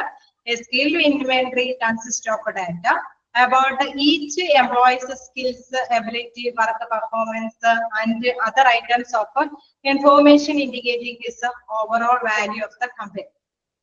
നിങ്ങൾക്ക് ഒരു ചെറിയൊരു എക്സാമ്പിൾ പറഞ്ഞു കഴിഞ്ഞാൽ നമ്മളിപ്പോ ഏതെങ്കിലും ഒരു സ്ഥാപനത്തിൽ അല്ലെ മേലുദ്യോഗസ്ഥർ പിരിഞ്ഞു പോവുകയാണെങ്കിൽ തീർച്ചയായിട്ടും മേലുദ്യോഗസ്ഥർ പിരിഞ്ഞു പോകുക അല്ലെ ചില സമയമാകുമ്പോഴേ പിരിഞ്ഞു പോകും. ചിലപ്പോൾ എന്തെങ്കിലും അല്ലെ കാരണവശാല് അവർക്ക് വോളണ്ടറി എന്താ പറയുക പിരിഞ്ഞു പോകേണ്ട അവസ്ഥ വരും. അങ്ങനെയൊക്കെ വരുമ്പോൾ സാധാരണ രീതിയിൽ എന്താണ് ചെയ്യുക, സാധാരണ ആ ഒരു സ്ഥാപനം എന്താണ് പൊതുവെ ചെയ്യാറ്, ആ ഒരു വിടവ് നികത്തിക്കൊണ്ട് പോകണം അല്ലെ. പിരിഞ്ഞു മേലുദ്യോഗസ്ഥര് പിരിഞ്ഞു പോയാല് ആ ഒരു വിടവ് നികത്തണം. അപ്പൊ അങ്ങനെ വരുമ്പോൾ സാധാരണ രീതിയിൽ എന്താണ് ആ ഒരു സ്ഥാപനം പ്രധാനമായിട്ടും ചെയ്യുന്നത് എന്താണ് ആ വിടവ് നികത്താനായിട്ട് നിലവിലുള്ള ജീവനക്കാരെ അവര് വിലയിരുത്തും അല്ലെ. അവർക്ക് എക്സ്പീരിയൻസ്ഡ് ആയിട്ടുള്ള മേലുദ്യോഗസ്ഥരാണ് പിരിഞ്ഞു പോകുന്നത്. അങ്ങനെ വരുമ്പോൾ എന്താണ് എക്സ്പീരിയൻസ്ഡ് ആയിട്ടുള്ള പേഴ്സൺ ഉണ്ടോ അല്ലെ, ഇത്തിരി അതേ കഴിവുകളും ആ മേലുദ്യോഗസ്ഥന്റെ ഡ്യൂട്ടി ചെയ്യാൻ പ്രാപ്തരായ കഴിവുകളുള്ള വ്യക്തി നമ്മുടെ ഓൾറെഡി നമ്മുടെ അല്ലെ ആ ഒരു എന്റർപ്രൈസിൽ ഉണ്ടോ എന്ന് വിലയിരുത്തും. ശരിയല്ലേ? അങ്ങനെ ഉണ്ടാവാറുണ്ടോ? Hello, okay. അപ്പൊ അങ്ങനെ വിലയിരുത്തിയിട്ട് നമ്മൾ ആ അപ്പോയിന്റ്മെന്റ്സ് അല്ലെ അവർക്ക് കുറച്ച് ട്രെയിനിങ് എന്തെങ്കിലും ഒരു ട്രെയിനിങ്ങും കൂടി കൊടുത്തിട്ടായിരിക്കും ആ ഒരു വിടവ് നിൽക്കുന്നത്. അങ്ങനെ താഴെ നിലവിലുള്ള പോസ്റ്റുകൾക്കായിരിക്കും പുറത്തുനിന്ന് ആൾക്കാരെ ക്ഷണിക്കുക. ശരിയല്ലേ? അത് തന്നെയാണ് ഇവിടെ സ്കിൽ ഇൻവെന്ററിയിൽ പറയുന്നത്. എന്താണെന്ന് വെച്ച് കഴിഞ്ഞാൽ ഒരു ജീവനക്കാരന്റെ കഴിവ് അല്ലെ സ്കിൽ ഇൻവെന്ററി എന്ന് പറയുന്നത്, ഞാൻ അത് വിവരിക്കാൻ വേണ്ടിയിട്ടാണ് അത് പറഞ്ഞത്.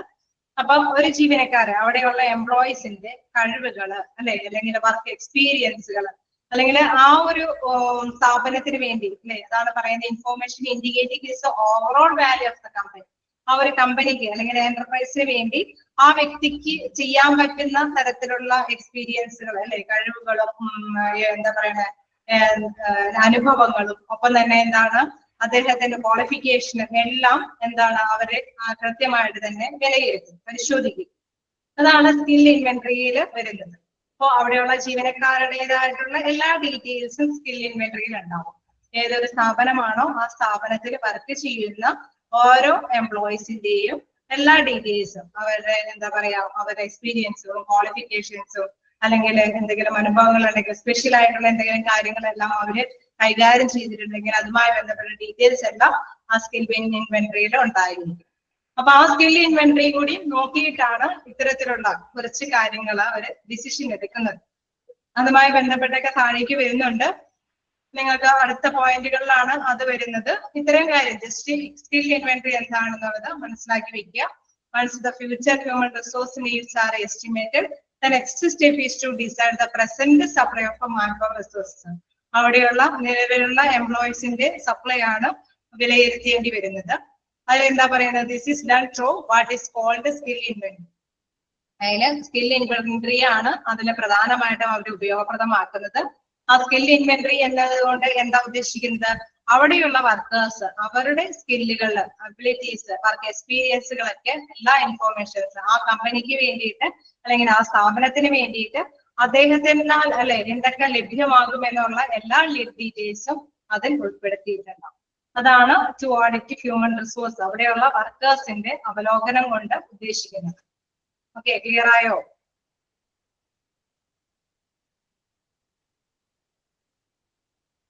ക്ലിയർ ആയോ എന്താന്നുള്ളത്? ഓക്കെ, അപ്പൊ നമ്മൾ ഫസ്റ്റ് കണ്ടു എന്താണ് ഒരു ഡിസിഷൻ അല്ലെ ഒരു മാൻ പവറിന്റെ ഡിസിഷൻ എടുത്തു. നെക്സ്റ്റ് അതിന്റെ എസ്റ്റിമേറ്റ് തയ്യാറാക്കി. അവിടുത്തെ വർക്കേഴ്സിന്റേതായിട്ടുള്ള എല്ലാ ഡീറ്റെയിൽസും പരിശോധിച്ചു അല്ലെ അതുമായി ബന്ധപ്പെട്ട കാര്യങ്ങളെല്ലാമാണ് തേർഡ് അവലോകനത്തിൽ വരുന്നത്. നെക്സ്റ്റ് എന്താണ്? To plan job requirements and job description.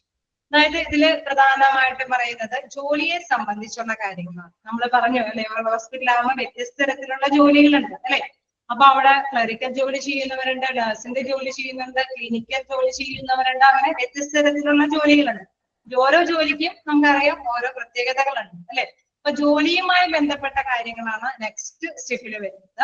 After taking a decision on how many persons would be needed, it is necessary to prepare a job analysis. എന്താണ് അടുത്ത ഒരു ഡിസിഷൻ എന്ന് പറയുന്നത്? എന്തൊക്കെ പേഴ്സൺസ് ആവശ്യമായിട്ട് വരും, എങ്ങനെയൊക്കെ how many persons would be needed ആവശ്യമുണ്ടാകും. It is necessary to prepare a job analysis. അതായത് ജോബ് അനാലിസിസ് എന്താണെന്നുള്ളത് കൃത്യമായിട്ട് ഇവിടെ പറയുന്നുണ്ട്. ജോബ് അനാലിസിസിലൂടെയൊക്കെയാണ് അത് നിർണ്ണയിക്കുന്നത്. Recording details of training, skills, qualification, abilities, experience and responsibilities etcetera. അതായത് ഇതുമായി ബന്ധപ്പെട്ട് അല്ലെ ഈ ഒരു ജോലിയുമായി ബന്ധപ്പെട്ട് വേണ്ടിയിരിക്കുന്ന ക്വാളിഫിക്കേഷൻ അല്ലെ ജോലി ചെയ്യാനായിട്ട് ഈ ഒരു ജോലി ചെയ്യാനായിട്ട് എന്തൊക്കെ ക്വാളിഫിക്കേഷൻ വേണം, എന്തൊക്കെ കഴിവുകൾ വേണം അല്ലെ, അവർക്ക് എന്തൊക്കെ ട്രെയിനിങ് കിട്ടിയിരിക്കണം, എന്തൊക്കെ സെൽഫായിട്ടുള്ള അല്ലെ എക്സ്പീരിയൻസുകൾ അനുഭവങ്ങൾ അദ്ദേഹത്തിന് ഉണ്ടായിരിക്കണം, അല്ലെങ്കിൽ എന്തൊക്കെ കടമകൾ ഈ ജോലിയുമായിട്ട് നിർവഹിക്കേണ്ടതുണ്ട്. ഇതെല്ലാം റെക്കോർഡ് ചെയ്ത് വെക്കലാണ്. ഓരോ ജോലിയും നമുക്കറിയാം വ്യത്യസ്ത തരത്തിലായുള്ള ഒരു ജോലികൾ ഓരോ സ്ഥാപനത്തിലും ഉണ്ടാവും അല്ലെ. ആ ജോലിയുമായി ബന്ധപ്പെട്ട് എത്ര തരത്തിലുള്ള ക്വാളിഫൈഡ് ആയിട്ടുള്ള പേഴ്സൺ ആണ് ആ ജോലി ചെയ്യാൻ പറ്റുക, അല്ലെങ്കിൽ എത്രത്തോളം എക്സ്പീരിയൻസ് ആ വ്യക്തിക്ക് അതുമായി ബന്ധപ്പെട്ട് വേണം, അല്ലെങ്കിൽ എന്താണ് ആ വ്യക്തിക്ക് എന്തൊക്കെ റെസ്പോൺസിബിലിറ്റി അതുമായി ബന്ധപ്പെട്ട എന്തൊക്കെ ഉത്തരവാദിത്തങ്ങളൊക്കെ നിറവേറ്റാനുണ്ട്. ഇതെല്ലാം റെക്കോർഡ് ചെയ്ത് വെക്കേണ്ടതുണ്ട് ഓരോ ജോലിയെ സംബന്ധിച്ച്. Which are needed for A job, അത് ഒരു ജോലിക്ക് ആവശ്യമായിട്ടുള്ള കാര്യങ്ങളാണ് അല്ലെ. ഓരോ ജോലിക്ക് വ്യത്യസ്ത തരത്തിലുള്ള സ്കില്ലും ക്വാളിഫിക്കേഷനും എക്സ്പീരിയൻസും റെസ്പോൺസിബിലിറ്റീസും ഉണ്ട്. ശരിയല്ലേ? ഓരോ ജോലി ചെയ്യുന്നതിനും അങ്ങനെ തന്നെയല്ലേ? അല്ലെ, ഒരു നഴ്സ് ചെയ്യേണ്ട ഡ്യൂട്ടി ആണോ ഡോക്ടേഴ്സ് ചെയ്യുന്നത്? അല്ല അല്ലെ, ഓരോ ജോലിക്കും അതിൻ്റെതായ റെസ്പോൺസിബിലിറ്റീസും ക്വാളിഫിക്കേഷനും എല്ലാം ആവശ്യമാണ്. അപ്പൊ അതെല്ലാം റെക്കോർഡ് ചെയ്ത് വെക്കേണ്ടതുണ്ട്. Job analysis include the preparation of a job description and job specification. Job അനാലിസിസിൽ എന്തെല്ലാം വേണം? ജോബ് വിവരണവും ജോബിന്റെ പ്രത്യേകതകളെല്ലാം വേണം. ഇനി ജോബ് അനാലിസിസ് എന്താന്നുള്ളത് കൃത്യമായിട്ട് ഇവിടെ പറയുന്നുണ്ട്. Job analysis is the process of determine and recording all the relevant information about a particular job. നേരത്തെ പറഞ്ഞ മാതിരി ഒരു ജോലിയെ സംബന്ധിച്ചുള്ള എല്ലാ ഇൻഫോർമേഷൻ അല്ലെ, അതുമായി അത് ചെയ്തുകൊണ്ട് പോകാനായിട്ടുള്ള എന്തൊക്കെ കാര്യങ്ങൾ വേണം അതെല്ലാം റെക്കോർഡ് ചെയ്ത് വെക്കുന്നതാണ് അല്ലെ. It is the process of determining and recording all the relevant information about a particular job, including task involved, the knowledge and skill needed to perform the job, the responsibilities attached to the job, and the liabilities required to perform job successfully. ആ ജോലി ചെയ്യാൻ വേണ്ടിയിട്ട് അല്ലെ, വിജയകരമായി ചെയ്യാൻ വേണ്ടിയിട്ട് എന്തൊക്കെ responsibility ഉത്തരവാദിത്തങ്ങൾ നിറവേറ്റിക്കൊണ്ട് പോകണം, അല്ലെങ്കിൽ അതിനാവശ്യമായിട്ട് എന്തൊക്കെ കഴിവുകൾ വേണം, അല്ലെങ്കിൽ എന്തെല്ലാം ടാസ്കുകൾ അല്ലെ, എന്തെല്ലാം കാര്യങ്ങൾ നിർവഹിച്ച് വേണം ഈ ജോലി ചെയ്തു തീർക്കാൻ വേണ്ടിയിട്ട്, അങ്ങനെയുള്ള എല്ലാ ഡീറ്റെയിൽസും ജോലിയെ സംബന്ധിച്ചുള്ള എല്ലാ ഡീറ്റെയിൽസും അടങ്ങുന്നതാണ് ജോബ് അനാലിസിസ് എന്ന് പറയുന്നത്. ഓക്കെ, ജോബ് അനാലിസിസ് എന്താണെന്നുള്ളത് വ്യക്തമായോ?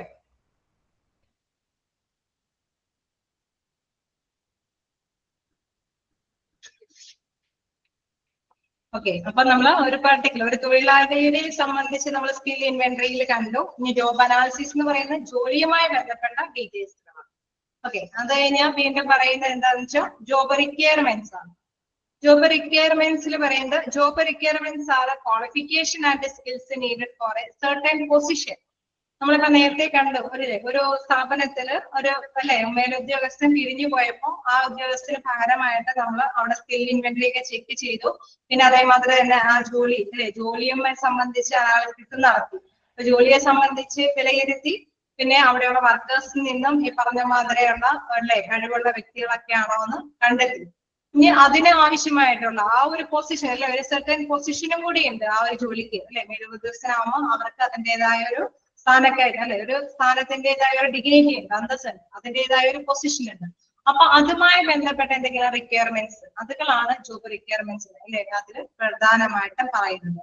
ജോബ് റിക്വയർമെന്റ്സ് എന്ന് പറയുന്നത് job requirements are qualifications and skill needed for a certain position. ആ മേലുദ്യോഗസ്ഥന്റെ ആ ഒരു പൊസിഷൻ ആവശ്യമായിട്ടുള്ള ക്വാളിഫിക്കേഷനും സ്കില്ലും അതാണ് പ്രധാനമായിട്ടും ജോബ് റിക്വയർമെന്റ്സിൽ വരുന്നത്.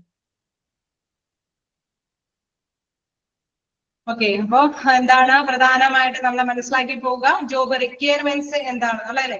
ജോബ് റിക്വയർമെന്റ്സ് എന്ന് പറയുമ്പോൾ നമ്മൾ പറഞ്ഞു ഒരു പ്രത്യേക ജോലി ഉണ്ടെങ്കിൽ ആ പൊസിഷനുമായി ബന്ധപ്പെട്ട എന്തൊക്കെ സ്കില്ലുകൾ അല്ലെങ്കിൽ എന്തൊക്കെ ഇതുകൾ ക്വാളിഫിക്കേഷൻ വേണം എന്നുള്ളതാണ് ജോബ് റിക്വയർമെന്റ്സിൽ വരുന്നത്.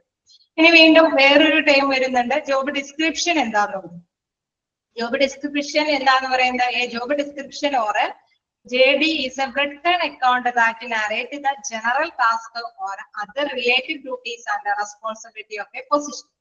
അതായത് നമ്മൾ ഈ വ്യത്യസ്ത ടേമുകൾ കേൾക്കുമ്പോൾ എല്ലാം എന്താണ്, നമുക്കൊരു മനുഷ്യൻ അല്ലെ ഒരു വിഭവശേഷി കണ്ടുപിടിക്കാൻ വേണ്ടിയിട്ടുള്ള കാര്യങ്ങളൊക്കെ തന്നെയാണ് അല്ലെ. അപ്പൊ അതില് ഡിസ്ക്രിപ്ഷനിൽ പറയുന്നത് എന്താണ്, അതൊരു റിട്ടൺ അക്കൗണ്ട് ആണ് അല്ലെ. അത് റിട്ടൺ അക്കൗണ്ട് ആണ്. അതിൽ കൃത്യമായിട്ട് അതിൽ പ്രധാനമായിട്ട് പ്രതിപാദിച്ചിട്ടുണ്ടാവും എന്തൊക്കെ ജനറൽ ആയിട്ടുള്ള ടാസ്കുകളും അതേപോലെ തന്നെ ആ ഒരു ജോലിയുമായി ബന്ധപ്പെട്ട ഉത്തരവാദിത്തങ്ങളും ജോലികളും അല്ലെങ്കിൽ ആ പൊസിഷൻ നിർവഹിച്ചു കൊണ്ടുപോകുന്നതിനെ പറ്റിയുള്ള എല്ലാ ഡീറ്റെയിൽസും ഇതിൽ ജോബ് ഡിസ്ക്രിപ്ഷനിൽ പറഞ്ഞിട്ടുണ്ടാവും. ജോബ് റിക്വയർമെന്റ്സ് എന്ന് പറയുന്നത് പ്രത്യേക പൊസിഷനുമായി ബന്ധപ്പെട്ട സ്കില്ലും കാര്യങ്ങളാണെങ്കിൽ ജോബ് ഡിസ്ക്രിപ്ഷനിൽ പ്രധാനമായിട്ട് പറയുന്നത് അതൊരു റിട്ടൺ ആയിട്ടുള്ള ഒരു അക്കൗണ്ട് ആണ്.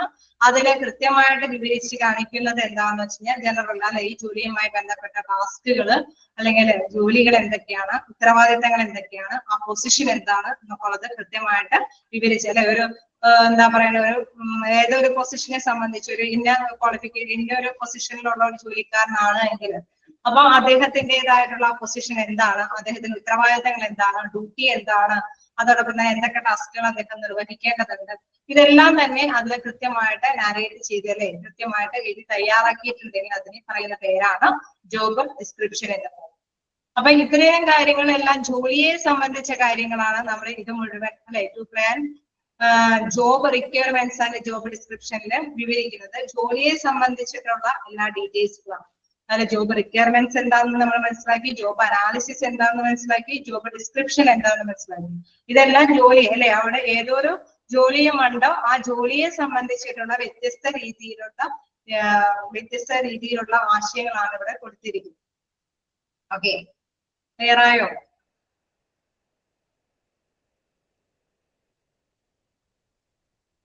ദെൻ നമുക്ക് നെക്സ്റ്റ് നോക്കാനുള്ളത് എന്താണ്?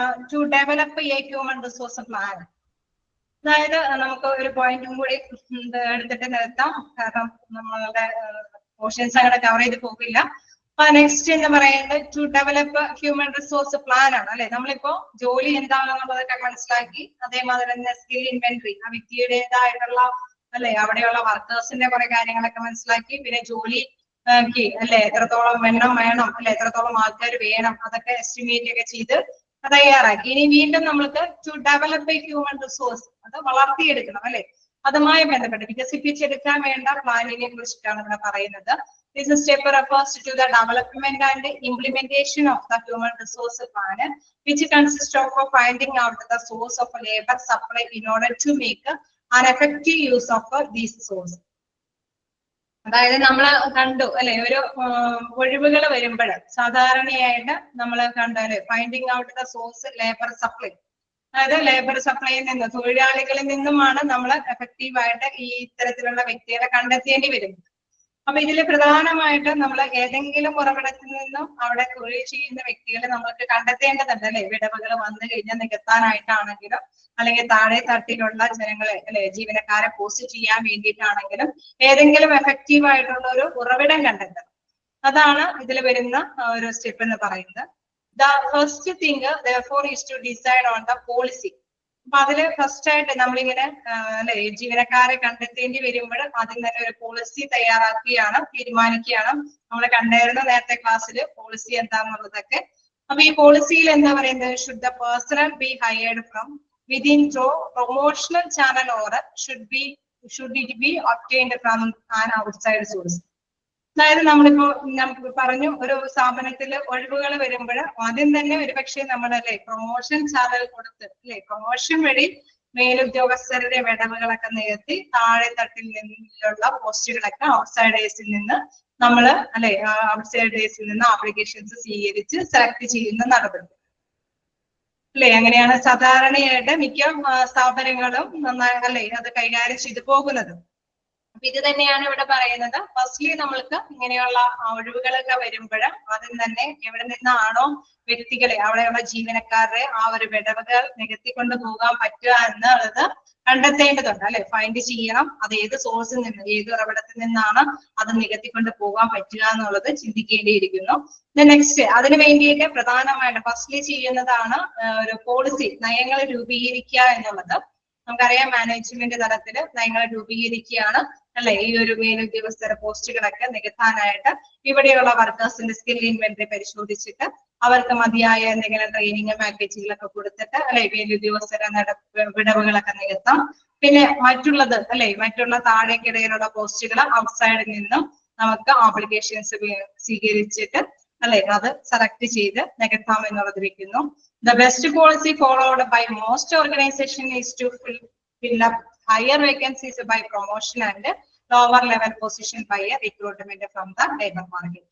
അതായത് പ്രധാനമായിട്ട് മിക്ക സ്ഥാപനങ്ങളും അല്ലെ അതാണ് ഇവിടെ പറയുന്നത് ബെസ്റ്റ് പോളിസി ഫോളോ. മിക്കവാറും ആ നയം തന്നെയായിരിക്കും മിക്ക ഓർഗനൈസേഷൻസും ഫോളോ ചെയ്യുന്നത്. അതായത് ഹയർ വേക്കൻസികൾ മേലെ തട്ടിലുള്ള വേക്കൻസികളെല്ലാം പ്രൊമോഷൻ വഴി നികത്തുകയും വീണ്ടും ലോവർ ലെവലിലുള്ള പൊസിഷനിലേക്കൊക്കെ റിക്രൂട്ട്മെന്റ് അല്ലെ പുറത്ത് നിന്ന് ലേബർ മാർക്കറ്റിൽ നിന്നെല്ലാം റിക്രൂട്ട്മെന്റ് നടത്തി സെലക്ഷനും ട്രെയിനിങ് ഒക്കെ കൊടുത്തി അപ്പോയിന്റ്മെന്റ് കൊടുക്കുകയാണ് ചെയ്യുന്നത്. അതാണ് എന്താണ് ഇതിൽ പ്രധാനമായിട്ടും വരുന്ന സ്റ്റെപ്സുകൾ. ഓക്കെ, നിങ്ങൾക്ക് ക്ലിയർ ആയോ എന്തൊക്കെ പ്രോസസ്സ് ആണ് ഹ്യൂമൻ റിസോഴ്സ് പ്ലാനിങ്ങിൽ വരുന്നതെന്നോ?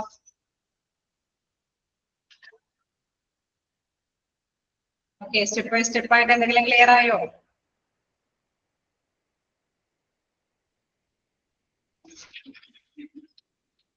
ഓക്കെ, അപ്പൊ എന്തെങ്കിലും ഡൗട്ടുകൾ ഉണ്ടോ?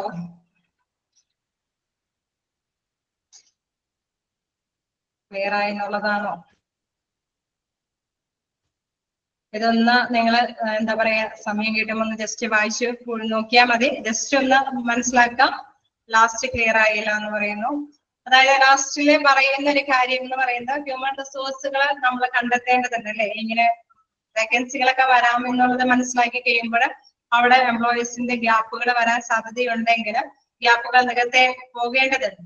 അപ്പൊ അതിന് ഫസ്റ്റ് ഇതായിട്ട് പറയുന്നത് which consist in finding out the source of labour supply in order to make an effective use of these source അല്ലെ. നമ്മൾ ഏതെങ്കിലും സോഴ്സ് ഏതെങ്കിലും ഒരു ഉറവിടത്തിൽ നിന്ന് ഈ അവിടെയുള്ള വർക്കേഴ്സിന്റെ വിടവ് നികത്തി പോണം. അത് ഏത് രീതിയിലാണെന്നുള്ളതാണ് ഫസ്റ്റ് ആയിട്ട് വരുന്നത്. ഫസ്റ്റ്ലി അവരെന്താ ചെയ്യാന്ന് വെച്ച് കഴിഞ്ഞാൽ ഒരു പോളിസി അല്ലെ, ഒരു നയം ഇറക്കുകയാണ്. എന്ത് നയമാണ് അവര് ഒരു സ്ഥാപനം ഇറക്കുന്നത്? അതായത് ഹയർ മുകളിലുള്ള വേക്കൻസികളെല്ലാം എന്താണ് പ്രൊമോഷൻ കൊടുത്ത് അല്ലെ, നിലവിലുള്ള സ്കിൽ ഇൻവെന്ററി പരിശോധിച്ച്. സ്കിൽ ഇൻവെന്ററി എന്ന് വെച്ചാൽ എന്താണ്? സ്കിൽ ഇൻവെന്ററി എന്ന് വെച്ച് കഴിഞ്ഞാൽ വർക്കേഴ്സിന്റെ എക്സ്പീരിയൻസും ക്വാളിഫിക്കേഷനും എല്ലാം ഉൾപ്പെടുത്തിയിട്ടുണ്ടാവും അവിടെയുള്ള വർക്കേഴ്സിന്റെ അല്ലെ. അവരുടെ ഓവറോൾ അല്ലെ ആ ഒരു എന്റർപ്രൈസിന് വേണ്ടിയിട്ട് അവർക്ക് എന്തൊക്കെ പെർഫോം ചെയ്യാൻ പറ്റിയിട്ടുണ്ടോ, അല്ലെങ്കിൽ എന്തൊക്കെ അദ്ദേഹത്തിന് ക്വാളിഫൈഡ് ആയിട്ടുള്ള കാര്യങ്ങളുണ്ടോ അതെല്ലാം സ്കിൽ ഇൻവെന്ററിയിൽ ഉൾപ്പെടുത്തിയിട്ടുണ്ടാവും. അപ്പൊ ആ സ്കിൽ ഇൻവെന്ററി പരിശോധിച്ചിട്ട് മേലുദ്യോഗസ്ഥരുടെ പോസ്റ്റ് അല്ലെ അവർക്ക് നികത്താൻ പറ്റുമോന്ന് അത് മനസ്സിലാക്കിയിട്ട് അത്തരത്തിലുള്ള വ്യക്തികളെ നിയമിക്കുകയാണ് ചെയ്യുന്നത്. പ്രൊമോഷൻ കാര്യങ്ങൾ വഴിയാണ് അത് ചെയ്യുന്നത്. നെക്സ്റ്റ് എന്താണ്?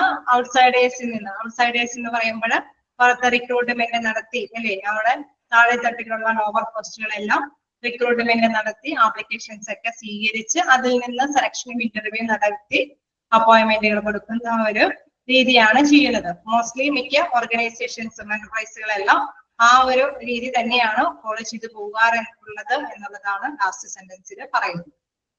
ഓക്കെ, ക്ലിയർ ആയോ? ഓക്കെ, അപ്പൊ നമ്മൾ കണ്ടതിൽ ഒന്നും കൂടി ഞാനൊന്ന് ജസ്റ്റ് ഒന്ന് റിവൈസ് ചെയ്ത് പറയാം. ഹ്യൂമൻ റിസോഴ്സ് പ്ലാനിങ് എന്ന് പറയുമ്പോൾ ആദ്യം തന്നെ ഡിസൈഡ് ചെയ്യുന്നു, then എന്താണെന്നുള്ളതൊക്കെ തീരുമാനമെടുക്കുന്നു. ഫ്യൂച്ചർ ഫ്യൂച്ചർ ഓർഗനൈസേഷൻ സ്ട്രക്ചർ അതിന്റെ ഘടനയും കൂടി പരിശോധിച്ചിട്ടാണ് ഭാവിയിൽ ഇങ്ങനെയൊക്കെയുള്ള ഒരു ചാൻസ് വരാമെന്നുള്ളതും കൂടി കണ്ടെത്തിയിട്ടാണ് വർക്കേഴ്സിനൊക്കെ നമ്മൾ അപ്പോയിന്റ്മെന്റ്സ് അല്ലെ തീരുമാനങ്ങളൊക്കെ എടുക്കുന്നത്. അതുമായി ബന്ധപ്പെട്ട ഓഡിറ്റ് അവലോകനം ചെയ്യുന്നുണ്ട്. അങ്ങനെ അവലോകനം ചെയ്യുമ്പോൾ അല്ലെ ഭാവിയിലും വരാൻ ചാൻസ് ഉണ്ടെന്നൊക്കെ മുൻകൂട്ടി കണ്ടുകൊണ്ട് തന്നെ അവലോകനം ചെയ്യുമ്പോൾ അവിടെയുള്ള വർക്കേഴ്സിന്റെ ഡീറ്റെയിൽസ് എല്ലാം സ്കിൽ ഇൻവെന്ററിയിൽ ഉൾപ്പെടുത്തിയിട്ടാണ് അവരത് അവലോകനം ചെയ്യുന്നത്. പിന്നെ അത് മാത്രമല്ല നെക്സ്റ്റ് സ്റ്റെപ്പിൽ എന്താണ് ജോബുമായി ബന്ധപ്പെട്ട കുറെ കാര്യങ്ങൾ മനസ്സിലാക്കി തരുന്നുണ്ട്. അതായത് ജോബ് അനാലിസിസ്, ആ ജോലി എന്തോരം എക്സ്പീരിയൻസ് ഉള്ള പേഴ്സൺസ് ആണ് ചെയ്യേണ്ടി വരുന്നത്, ആ ജോലി ചെയ്യാൻ വേണ്ടിയിട്ട് എത്ര കഴിവുകൾ വേണം, ക്വാളിഫിക്കേഷൻ വേണം, അല്ലെങ്കിൽ എന്തൊക്കെ നോളജ് അതുമായി ബന്ധപ്പെട്ട എന്തൊക്കെ അറിവ് വേണം, അല്ലെങ്കിൽ അതുമായി ബന്ധപ്പെട്ട എന്തൊക്കെ കടമകൾ ഉത്തരവാദിത്തങ്ങളൊക്കെ നിറവേറ്റാനുണ്ട്. അങ്ങനെയുള്ള എല്ലാ കാര്യങ്ങളും ആ ജോബ് അനാലിസിസിലുണ്ട്. അതേമാതിരി തന്നെ ജോബ് റിക്വയർമെന്റ്സ് എന്ന് പറയുമ്പോൾ ഒരു സ്പെഷ്യൽ പൊസിഷനിലാണ് ആ ജോലി എങ്കിൽ ആ പൊസിഷൻ അർഹിക്കുന്നവർക്ക് അല്ലെ, നമുക്കറിയാം കറക്റ്റ് ആയിട്ടുള്ള പൊസിഷൻസിൽ കറക്റ്റ് ആയിട്ടുള്ള ചിലപ്പോൾ കുറെ ക്വാളിഫിക്കേഷൻ ഒക്കെ ആയിരിക്കും, പക്ഷെ ഒരു കുറച്ചും കൂടി ഒരു പോസ്റ്റ് ഡിഗ്രി അല്ലെ, ഒരു 6 മന്തിന്റെയും കൂടി ഒരു ഡിഗ്രി ക്വാളിഫിക്കേഷൻ കൂടി ചിലപ്പോൾ എന്തെങ്കിലുമൊക്കെ ആവശ്യമുണ്ടോ, അപ്പൊ അതിന്റെയൊക്കെ ട്രെയിനിങ് ചിലപ്പോൾ അല്ലെങ്കിൽ ആ ക്വാളിഫിക്കേഷൻ കൂടി അവര് നേടിയിരിക്കേണ്ടതൊക്കെ ഉണ്ടാവും. അപ്പൊ അതൊരു സ്പെസിഫിക് പോസ്റ്റിന് വേണ്ടിയിട്ടുള്ള കാര്യങ്ങളാണ് ജോബ് റിക്വയർമെന്റ്സിൽ. അതേമാതിരി തന്നെ ജോബ് ഡിസ്ക്രിപ്ഷനിൽ അതായത് അത് കൃത്യമായിട്ട് തന്നെ റിട്ടൺ ആയിട്ടുള്ള അക്കൗണ്ടിൽ നരേറ്റ് ചെയ്ത് കാണിക്കുകയാണ് ആ ജോലിയുമായി ബന്ധപ്പെട്ട ഡ്യൂട്ടീസും റെസ്പോൺസിബിലിറ്റിയും അല്ലെങ്കിൽ അതിന്റെ ആ ജോലിയുടെ പൊസിഷൻ എന്താണെന്നപ്പോ അത് കൃത്യമായിട്ട് തന്നെ കാണിക്കുകയാണ്. നെക്സ്റ്റ് എന്താണ് നമ്മൾ നേരത്തെ പറഞ്ഞ മാതിരി ആ ഒരു വിടവ് നികത്താനായിട്ട് അല്ലെ അവിടെയുള്ള വർക്കേഴ്സിന്റെ ഇടയിൽ നിന്ന് തന്നെ തെരഞ്ഞെടുക്കാൻ വേണ്ടിയിട്ട് തെരഞ്ഞെടുത്ത് പ്രൊമോഷൻ വഴി വിടവ് നികത്താൻ പറ്റുമെന്ന് നോക്കുന്നു. നെക്സ്റ്റ് താഴേക്കിടയിലുള്ള പോസ്റ്റിന് ഔട്ട്സൈഡേഴ്സിൽ നിന്ന് ആപ്ലിക്കേഷൻസ് ക്ഷണിക്കാനായിട്ടുള്ള റിക്രൂട്ട്മെന്റ് നടപടികളിലേക്ക് പോകുന്നു. അത്തരത്തിലുള്ള കാര്യങ്ങളാണ് ഇതിൽ വന്നിരിക്കുന്ന ഹ്യൂമൻ റിസോഴ്സ് പ്ലാനിങ്ങിൽ വന്നിരിക്കുന്ന നമ്മുടെ പ്രോസസ്സ്. ഇനി നെക്സ്റ്റ് ക്ലാസ്സിൽ നമുക്ക് റിക്രൂട്ട്മെന്റ് എന്താണെന്ന് നമ്മൾ ഔട്ട്സൈഡേഴ്സിൽ നിന്ന് ആപ്ലിക്കേഷൻസ് സ്വീകരിക്കുന്നതുമായി ബന്ധപ്പെട്ട റിക്രൂട്ട്മെന്റും മാൻ പവർ പ്ലാനിങ് കമ്പോണന്റ് ഒക്കെ നോക്കാം. Okay, thank you.